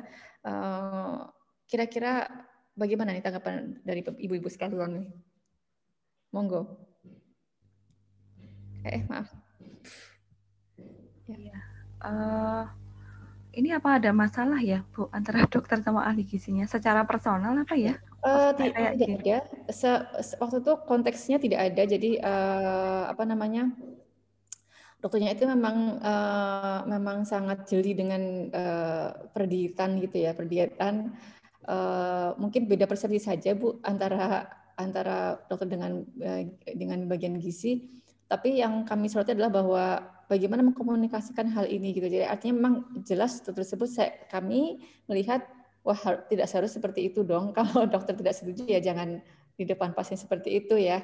Tapi selama ini seperti apa sebetulnya sih komunikasi antara dokter dengan bagian gizi kalau ada semacam ketidaksetujuan gitu ya? Apakah lewat CPPT juga? Apakah kadang-kadang bisa ada semacam pertemuan langsung gitu ya, meeting diskusi langsung, atau bagaimana Bu Puri sebaiknya? Atau yang sekarang ada gitu? Makasih Bu Amel.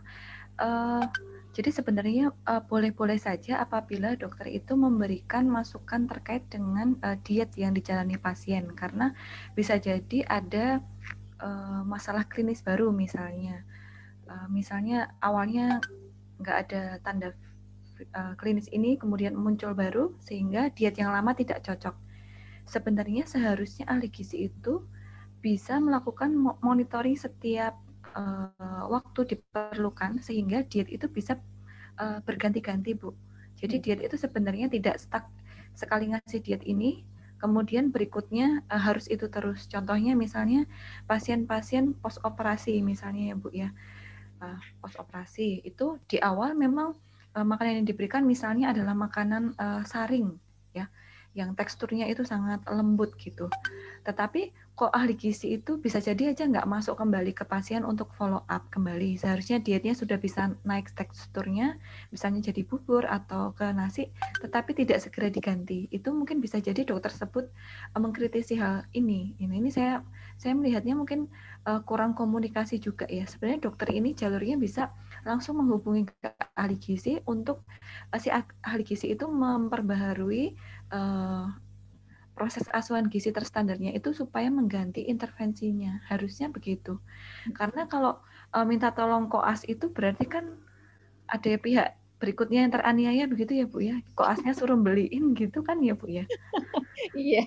Iya, itu kan berarti kan menganiaya pihak berikutnya ya. Harusnya kan bilang saja ke ahli gizi, kemudian diorderkan makanan yang lebih sesuai gitu. Harusnya gitu Bu ya. Iya, saya juga ya. Kami juga waktu itu melihat bahwa ini jelas-jelas ini jangan ditiru dokter seperti itu ya. Artinya kalau idealnya kan harus komunikasi dengan ahli gizi gitu. Dan yang paling penting sebetulnya kosnya mungkin ya hanya disuruh saja. Saya kurang tahu masalah pembayarannya, tapi tidak begitu masalah untuk koas membelikan makanan. Tapi pasiennya kan menjadi hilang kepercayaan dong dengan rumah sakit ya, karena kan loh ini makanan di rumah sakit aja dianggap tidak sehat begitu. Jadi ini masalah serius yang saya pikir adik-adik mahasiswa harus tahu ya begitu ya, bahwa apa yang kalian lakukan nanti di rumah sakit itu adalah cerminan dari ya berbagai profesi begitu ya, dan institusi juga. Nah, kalau misalnya ya kita mau melihat dokter ini mau komunikasi dengan bagian gizi.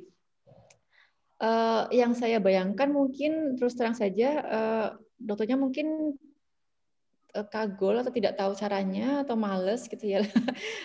Jadi bilangnya ke perawat begitu ya. Mungkin saya bayangkan mungkin dokternya itu akan bilang, ini tolong ya bilang kalau ini makanannya nggak bagus gitu ke bagian keperawatan.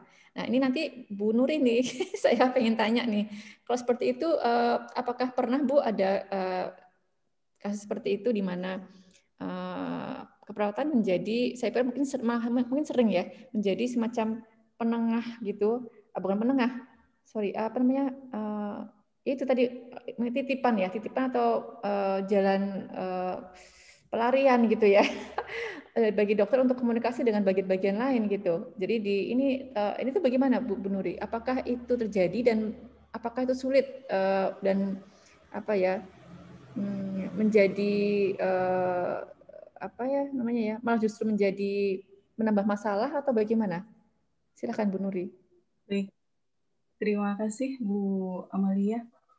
Jadi ini sih juga agak kaget ya Bu melihat ini apa namanya tayangan ini gitu. Karena sejauh ini alhamdulillah tidak pernah terjadi di tempat saya gitu ya Bu. Seperti ini.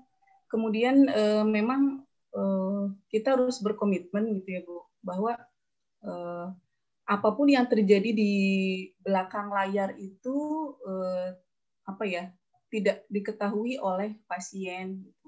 Artinya kalau misalnya pun ada ketidaksepahaman antar kita di depan pasien itu tidak disampaikan langsung gitu. Jadi dokter itu tidak menegur perawat di depan pasien atau tidak menegur bagian lain di depan pasien.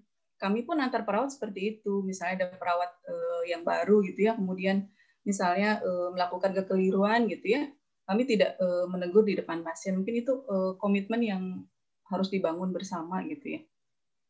Sejauh ini kalau dengan dokter yang apa ya tidak terlalu senior sih mungkin lebih mudah ya Bu memberikan masukan gitu. Makanya walaupun ada sih beberapa dokter tidak senior pun dengan karakter yang tertentu gitu ya agak unik itu juga ada beberapa di kami gitu. Kalau di kami jadi apa ya ada strategi tertentu gitu ya untuk menghadapi dokter-dokter ini. Jadi kalau kami di ruangan itu misalnya, kalau dokter itu cocoknya dengan perawat yang ini gitu ya. Jadi nanti mengkomunikasikan misalnya ada hal-hal kritikal yang harus dikomunikasikan, oh dia nih yang maju gitu ya. Kalau misalnya ini lebih cocok dengan yang ini, itu yang coba kami sampaikan gitu. Ada salah satu contohnya misalnya yang real terjadi di kami itu misalnya dari bagian gizi untuk pasien CKD itu boleh makan buah gitu ya. Tapi ada dokter senior di kami tidak boleh makan buah sama sekali gitu ya. Jadi pasien sebetulnya agak bingung karena bagian gizi mengedukasi sudah dengan leafletnya boleh gitu ya. Kemudian di gizi juga dari bagian gizi disajikan makanan ada buah gitu ya. Kemudian dokter visit kan apa ya? Melototnya kan ke perawat gitu ya. Kenapa ini pasiennya dikasih buah gitu kan Bu? Akhirnya kami kalau saat itu biasanya kami turutin dulu ya Bu ya. Artinya ya sudah nanti kita ambil dulu gitu. Nanti kalau saat yang tepat kami komunikasikan seperti itu. Kalau di kami memang yang apa ya istilahnya berhubungan sehari-hari dekat itu memang kalau antar dokter dengan perawat sudah ini ya Bu sudah cukup dekat gitu. Kami juga sebetulnya nggak ragu untuk misalnya angkat telepon lapor kondisi pasien begini gitu. Tapi kalau untuk farmasi di kami juga ada farmasi klinik Pak Tunggul. Kemudian bagian gizi itu mungkin masih apa ya cukup baru beberapa tahun terakhir gitu. Karena tuntutan akreditasi tadi akhirnya tadi di CPPT ada gitu. Kemudian di ruangan pun alhamdulillah di ruangan kami itu farmasi kliniknya ada, kemudian bagian gizinya standby gitu.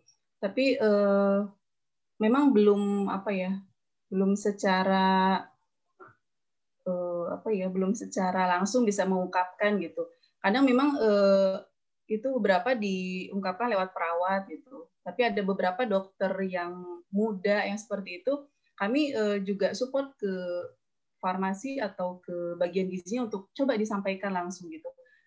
Dan beberapa memang sudah ini Bu open gitu ya. Dokter-dokter ini sudah open ke bagian-bagian yang lain gitu. Sudah mau mendengar, sudah mau diskusi. Itu di kami sudah mulai berjalan. Tapi memang masih ada dokter senior yang masih belum bisa membuka diri secara penuh. Seperti itu sih Bu pengalaman di kami. Ya, baik terima kasih banyak Bu Nuri atas apa sharingnya. Jadi memang ini salah satu hal penting dari IPE ya, yang tadi siapa Bu Nuri ya yang menyampaikan bahwa ada strateginya, mana yang enak bisa mendekati dan sebagainya. Komunikasi itu memang salah satu yang saya baca dari IPE seperti itu. Jadi sebuah tim itu memang harus melihat karakter masing-masing anggotanya. Jadi mungkin kayak Pak Tunggul masuk di tim A akan beda strateginya kalau dia masuk di tim B gitu dengan di tim B. Jadi karena masing-masing akan harus menyesuaikan dengan gaya karakter masing-masing anggota yang lain juga ya untuk supaya goalnya kan pada akhirnya kan adalah pasiennya kan. Bagaimana caranya supaya pasien ini bisa mendapatkan kualitas yang terbaik, perawatan yang terbaik gitu. Jadi saya lanjut dulu ya. Maksudnya kayaknya hampir habis. Jadi ini tadi yang step terakhir tadi adalah sebagian dari resolving conflict. Jadi kalau dari IPE itu tidak hanya sampai kepada keputusan perawatan di awal, tapi selanjutnya terus sampai pasien itu pulang, kita harus siap gitu ya untuk menghadapi konflik-konflik yang terjadi semacam tadi itu dan bagaimana caranya menghadapi itu. Itu sebetulnya salah satu hal yang juga kami di bioetik juga sering mendiskusikan ya tentang konflik ini. Jadi bagian ujungnya IPE. Ya, jadi sebagai sedikit sebelum kita akhiri ya semacam wrap up-nya gitu ya. Dalam prakteknya itu kolaborasi interprofesional itu menempati 4 domain gitu ya. Ada ini menurut IPEC, ada nanti kalau free kalau mau di browsing itu IPEC tentang kompetensi ya dari IPE itu ada ethics atau values atau etik nilai interprofesional, peran tadi sudah kita bahas banyak ya, peran dan tanggung jawab, komunikasi sangat penting dan teamwork. Jadi memang ini kuncinya IPE ya memang ini gitu. Tapi bukan hanya, tapi ini yang justru yang sulit tuh ini. Sama ini kita sulit untuk membahas masalah etika misalnya. Itu sulit gitu karena yang dibahas adalah masalah klinis terus gitu ya, klinis teori ilmiahnya gitu. Tapi nilai-nilai etikanya belum gitu. Kemudian siapa tanggung jawabnya apa, pembagian perannya itu juga kita sebagai mungkin budaya Timur atau Indonesia ya itu juga kurang terbuka ya untuk membahas tentang pembagian tugas dan sebagainya.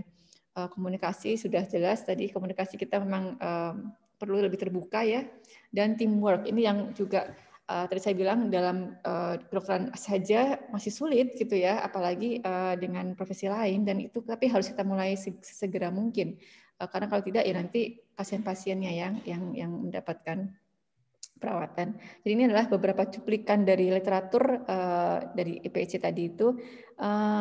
Nah ini tadi yang mungkin yang terakhir yang yang tadi saya tertarik disebutkan oleh Bu Nuri tadi masalah teamwork ya, atau mungkin komunikasi itu communicating refers to aspects of openness, style, and expression of feelings and thoughts. Jadi komunikasi itu memang harus dengan terbuka, dengan gaya masing-masing ya, yang unik gitu.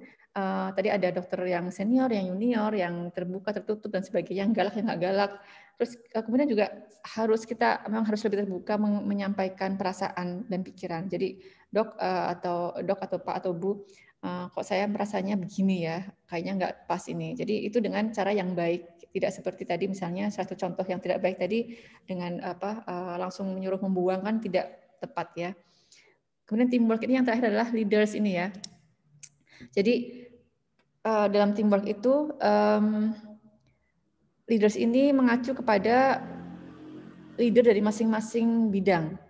Jadi tadi kan saya menyampaikan bahwa dalam tim itu semua adalah leader dari bidangnya masing-masing.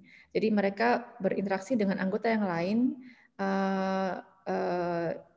dengan cara bagaimana caranya menarik, menggali potensi-potensi yang dari masing-masing itu yang akan membuat kerja sama tim itu menjadi baik gitu ya. Jadi mereka harus memahami dinamika tim kalau misalnya di tim yang ini mungkin Pak Tunggul akan lebih asertif gitu ya. Di tim yang satunya mungkin akan lebih lebih mendengarkan dulu, kalau perlu baru ngomong. Di tim satunya lagi mungkin akan lebih banyak harus aktif, proaktif, lebih agresif lebih proaktif ya, bukan agresif ya, untuk menyampaikan pendapatnya seperti itu. Jadi ini hal-hal yang saya pikir menjadi beberapa poin penting dalam IPE. Sebelum kita tutup, apakah ada komentar dari Bapak Ibu narasumber? Ini atau Bu Woro, Mas Bagas. Mas Bagas ini adalah Dr. Bagas, adalah salah satu staf baru di bioetik ya di Unsud. Beliau dokter umum, dulu alumni FK Unsud ya, dan makanya tadi saya senang karena ada Mas Bagas karena beliau praktisi ya. Kalau saya sudah nggak praktek lagi. Jadi dan juga beliau dulu di Margono juga mencicipi koas selama 2 tahun. Jadi mungkin tahu situasinya ya. Ada masukan atau dari komentar dari Mas Bagas atau Bu Woro, silahkan. Ya, mungkin sedikit saja Bu, ya, kalau silahkan. boleh. Kira-kira gimana ya Bu caranya pada saat kita koas nanti bisa mulai dilatih untuk menjalin kerjasama gitu dengan teman-teman mahasiswa profesi dari jurusan lain. Karena kadang kami merasa pada saat ketemu siswa keperawatan misalnya, atau siswa kebidanan, atau siswa farmasi itu kami bingung untuk memulai diskusinya, mungkin tidak ada semacam wadahnya gitu, atau mungkin juga merasa kita nggak tahu mereka job desk-nya di sebelah mana, takutnya kalau kita diskusi malah jadi mengganggu atau menghambat gitu. Mungkin bisa diberikan masukan dari Bapak Ibu yang berada di sini, kira-kira bagaimana teman-teman koas nanti bisa mulai membangun budaya yang baik gitu untuk berkolaborasi bersama profesi kesehatan lainnya. Terima kasih Bu. Ya, bagus sekali. Itu juga pertanyaan dari saya, pertanyaan kunci ya. Bagaimana Pak Tunggul, Bu Nuri, dan Bu Puri? Keluar deh. Kaget. Kita kan tahu di rumah sakit kan di Margono banyak siswa yang lain ya, siswa keperawatan, siswa farmasi juga ada ya Pak Tunggul ya kalau salah ya. Farmasi ada juga, gizi juga kayaknya ada, saya kurang tahu. Tapi bagaimana kira-kira tadi menanggapi pertanyaan Mas Bagas? Apa yang bisa kita lakukan sebagai adik-adik koas maupun kita sebagai pendidik ya, atau manajemen yang mengatur pendidikan ini bisa memulai untuk diskusi seperti itu. Terima kasih. Silakan Pak Tunggul. Oke, Bu.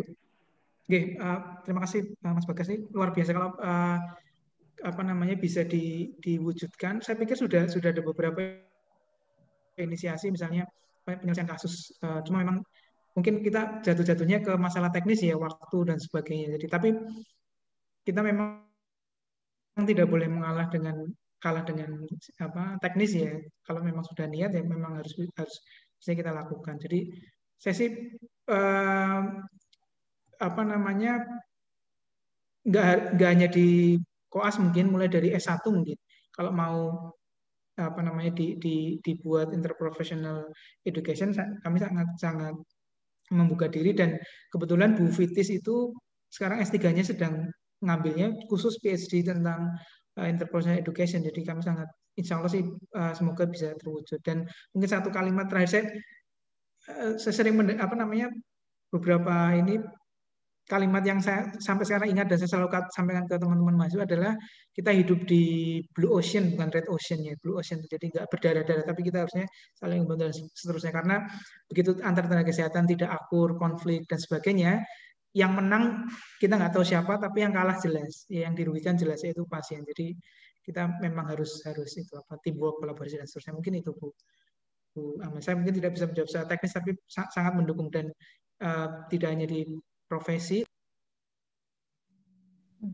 Ya, terima kasih Pak Tunggul. Bu Nuri mungkin ada saran kalau tadi secara kalau teman-teman ada di koas ini mau berdiskusi dengan siswa keperawatan, mungkin yang mereka paling sering ya itu bagaimana, dan apakah memungkinkan bila nanti kita ingin bagaimana caranya gitu ya untuk inisiasi diskusi kecil di tingkat koas ya, bersama dengan siswa keperawatan apakah memungkinkan dan bagaimana kira-kira langkah yang harus langkah-langkah yang harus dilakukan gitu. Monggo Bu Puri, Bu Nuri, Bu Puri juga ya sama ya dengan gizi. Silakan. Terima kasih Bu Amalia. Jadi kalau untuk secara formal sih saya belum tahu ya Bu. Tapi yang saya bisa berikan gambaran di sini bahwa setiap mahasiswa kami yang praktik di rumah sakit itu mereka juga kan mempunyai pasien kelolaan seperti itu ya Bu. Jadi mereka mempunyai pasien kelolaan utama seperti itu. Misalnya pasiennya pasien A gitu. Kalau diskusi yang bisa dibangun, misalnya koasnya yang pegang pasien itu siapa? Mungkin seperti itu ya Bu ya. Jadi dari situ mungkin bisa diskusi dulu. Dari koasnya seperti apa gitu. Kemudian dari mahasiswa kami asuhan keperawatannya seperti apa. Mungkin itu diskusi-diskusi awal yang bisa dibangun antar mahasiswa ya Bu ya. Tapi kalau untuk secara formal saya belum tahu nanti apakah harus misalnya ada semacam ya diskusi seperti ini gitu atau seperti apa sih belum ada gambaran.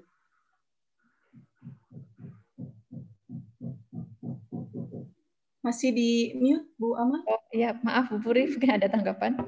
Oke, terima kasih. Mungkin saya sharing apa yang kami lakukan di jurusan kami. Kami punya mahasiswa PKL namanya praktik kerja lapangan. Ketika rotasi di rumah sakit, ketika laporan kasus, kami mengundang salah satu dari mahasiswa tenaga kesehatan yang lain. Jadi di situ mahasiswa kami presentasi kasus besarnya, kemudian nanti ada sesi tanggapan dari rekan mahasiswa dari tenaga kesehatan yang lain. Jadi nanti akan masuk menanggapi. Tanggapannya itu macam-macam. Ada yang gimana sih caranya kok ahli gizi bisa menentukan dietnya ini misalnya. Jadi kalau tadi ada pertanyaan juga, dokternya pengennya ini, jadinya harus gimana. Jadi nanti ada diskusi. Dan di situ jadi bukan saling tahu ya, kami kayak presentasi juga gitu ke mahasiswa itu gitu.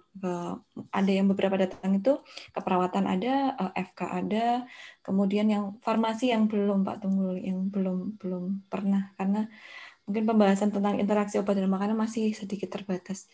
Itu karena kalau PKL jurusan kami mungkin mahasiswa banyak kebebanan di laporan Bu. Jadi mereka mengerjakan laporan itu menyita waktu sekali. Mungkin teman-teman koas juga akan seperti itu. Jadi kami kemarin solusinya adalah laporan besarnya itu hanya 1. Kemudian kami fokuskan kasus-kasus kecil harus stay di bangsal supaya bisa saling mengenal di ruangan itu dengan tenaga yang lain gitu sih Bu. Jadi pengurangan proporsi laporan besarnya dikecilkan, kemudian laporan kecilnya sengaja dibanyakkan supaya stay di bangsal, kemudian waktu presentasi mengundang rekan nakes yang lain. Gitu sih Bu dari kami. Ya, baik, terima kasih. Saya kira Bapak Ibu terbuka ya untuk IP ini dan ya mungkin kita harus menyiapkan dengan ya para orang kunci key person ya di masing-masing departemen atau di rumah sakit gitu untuk memulai ini. Bu Woro ada masukan mungkin Bu. Saya yakin Bu Woro ada masukan yang bagus. Ya, terima kasih Bu Meli dan Bapak Ibu narasumber sekalian serta adik-adik. Menarik sekali saya mendengar dari pertama sampai dengan akhir gitu. Saya setuju bahwa IPA ini akan berujung pada hal yang sangat positif gitu, terutama untuk mahasiswa kita. Saya juga sepakat gitu dengan Pak Tunggul tadi bahwa memang inisiasi untuk IPA ini seharusnya memang lebih awal, jadi lebih awal misalnya pada level pada saat kalau di FK itu preklinik adik-adik pada saat S1, kemudian bisa dilanjutkan pada saat profesi begitu. Walaupun sebenarnya salah satu tantangannya barangkali adalah masalah hierarki, itu yang sangat kuat dan itu bisa jadi itu menjadi hal yang akan memberikan tantangan tersendiri gitu bagi adik-adik kita. Tapi saya setuju Bu Meli untuk teknisnya bisa seperti tadi yang dikemukakan oleh Bu Puri, itu ide yang sangat bagus ketika melibatkan pihak yang lain sebagai pihak yang terlibat dalam proses itu. Ini kalau pengalaman saya sendiri gitu Nje, di farmasi dengan Pak Tunggul juga pernah, Bu Fitis juga pernah gitu Nje, dengan Bu Yanti, Bu Hening begitu, saya terlibat sebagai salah satu pengajar untuk konseling farmasi. Ini waktu itu ujiannya waktu itu pernah diidekan, coba dong itu yang kan ada skenario yang melibatkan dokter, coba yang dokter adik-adik yang koas gitu. Dan waktu itu hal yang menarik gitu bagi saya dan ternyata juga bagi adik-adik adalah adik-adik waktu itu ada beberapa adik-adik koas, Mas Bagas juga kayaknya waktu itu sempat ikut ya.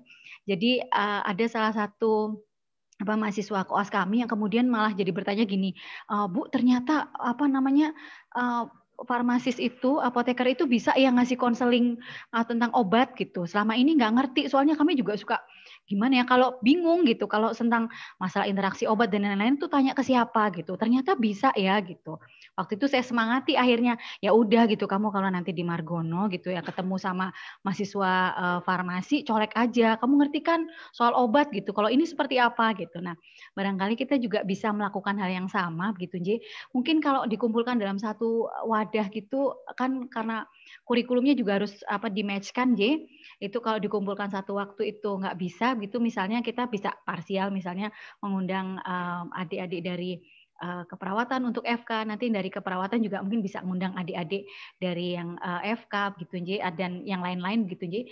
Jadi semacam sudah kenal dulu, sudah rekat dulu, sudah nyaman dulu proses komunikasinya, sehingga nantinya ketika sudah sampai di level koas gitu Nji, atau untuk adik FK atau level profesi, jadi perawat muda gitu Nji, apoteker muda atau nanti ahli gizi muda, itu mereka sudah kenal gitu. Ya seperti pepatah bilang, tak kenal maka tak sayang gitu. Jadi harus kenalan dulu gitu dari awal gitu. Jadi dengan semangat yang sama bahwa kita akan membentuk kerjasama untuk meningkatkan kualitas pelayanan untuk pasien, untuk kesejahteraan pasien. Saya rasa itu Bu Meli, terima kasih. Ya, terima kasih banyak Bu Woro. Ya, saya kira sudah banyak dari Bu Woro ya pesan, dan saya pikir kuncinya adalah tadi itu masalah komunikasi dan hierarki yang mungkin yang harus kita tembus dulu ya gitu ya.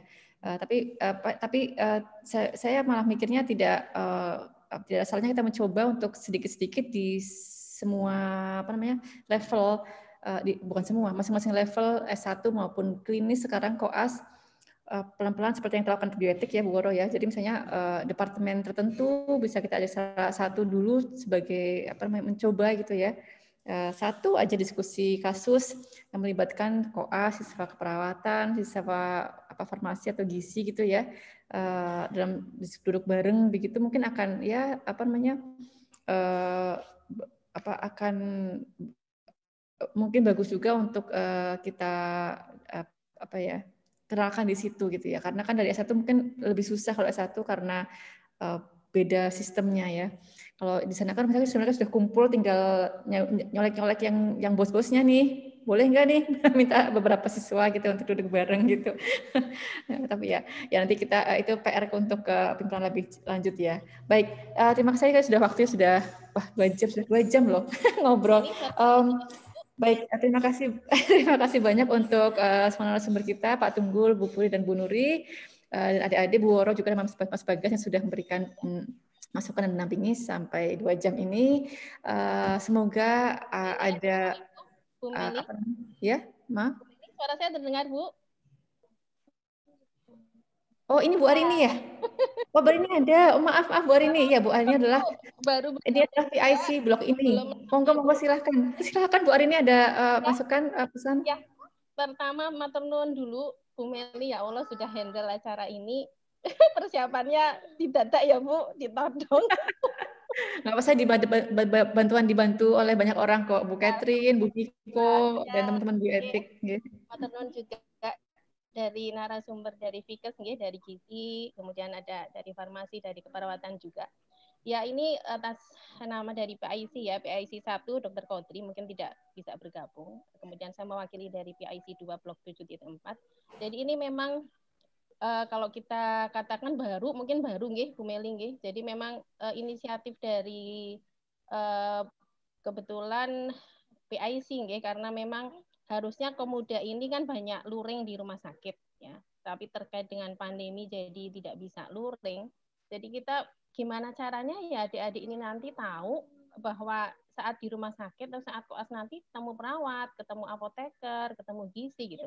Jadi muncullah ide untuk mengadakan perkuliahan IPE ini. Awalnya ada kuliah dari narasumber, kemudian dilanjut dengan Bu Meli ya. Kita memang gimana caranya mengemas gitu agar nanti adik-adik itu saat bekerja atau saat koas lah ya, ini tahap awal saat koas itu bisa berkolaborasi gitu. Karena memang ini adalah sebuah teamwork ya, tadi sudah disampaikan bahwa tidak bisa berdiri sendiri, adik-adik itu tidak bisa dokter berdiri sendiri tanpa perawat, tanpa farmasi, tanpa gizi ya tidak akan bisa jalan. Karena memang utamanya tadi adalah bagaimana pelayanan kepada pasien. Pasien ini kan memang komprehensif ya, kita melakukan tata laksana pun komprehensif, dari gizinya, kemudian dari obatnya ya, kemudian juga asuhan keperawatan, ini harus sinergi gitu ya, untuk akhirnya nanti goalnya adalah kesembuhan dari pasien. Oke, dari PIC mungkin matur nuwun sangat, tadi juga sudah dibahas untuk kelanjutan ke depan gitu ya. Mudah-mudahan nanti ini bisa kita godok lagi, Bu Meli juga tim gitu ya, dari Fikes juga untuk ke depannya nanti mungkin lebih konkretnya nanti seperti apa, dan memang butuh key person ya Bu Meli ya, untuk bisa merangkul semuanya, itu mungkin memang perlu suatu wadah gitu ya, dan mungkin ini PR buat kami, PR juga buat kita semua ya, untuk nantinya bisa menjadikan IPI ini menjadi sesuatu yang mungkin akhirnya nanti berkesinambungan gitu. Nggih, matur nuwun Bu Meli, monggo saya kembalikan waktunya ke jenengan. Terima kasih banyak Bu Arini. Maaf saya tidak tahu tadi ada Bu Arini di sini. Ya, Bu. Jadi penyusup dari tadi sebenarnya, tapi sempat keluar masuk lagi. Iya, terima kasih banyak Bu Arini. Ya, saya kira sudah cukup ya, pesan sudah sangat membahagiakan kita ya dari Bu Arini, pesannya bahwa insya Allah pimpinan akan terus mengusahakan adanya IP ini pelan-pelan tapi pasti semoga. Karena baik. Saya ngerasain dulu waktu koas itu sama ada canggung loh. Kalau nggak kenal dulu benar Bu Woro ya, kita harus kenal dulu. Jadi waktu koas tuh kita canggung loh, sama yang dari pihak perawat sama farmasi itu ada kecanggungan. Jadi nggak mau ngobrol itu ada rikuhnya gitu Bu. Jadi itu kan nggak bagus ya. Padahal nanti saat bekerja kita harus bersama-sama, nggak bisa jalan sendiri. Iya. Iya betul sekali ya. Jadi mungkin harus memang dicicil dari awal sedikit-sedikit begitu ya. Oke. Baik, terima kasih banyak Bu Arini, Pak Tunggu, Bu Nuri. Sampai jumpa di lain kesempatan. Semoga ini bisa diwujudkan, nggih. Terima kasih banyak untuk semua. Ada juga enggak? Mohon maaf bila ada salah dari saya. Saya tutup dulu ini. Oh ya maaf, ada titipan dari Mas Bagas. Ada tadi beberapa catatan untuk selama diskusi bisa diakses di kayaknya chat ya. Maaf tadi saya membukanya di screen. Begitu ya. Terima kasih banyak atas semuanya. Sekian dari saya. Selamat siang. Assalamualaikum warahmatullahi wabarakatuh. Waalaikumsalam warahmatullahi wabarakatuh. Waalaikumsalam warahmatullahi wabarakatuh. Terima kasih semuanya. Terima kasih.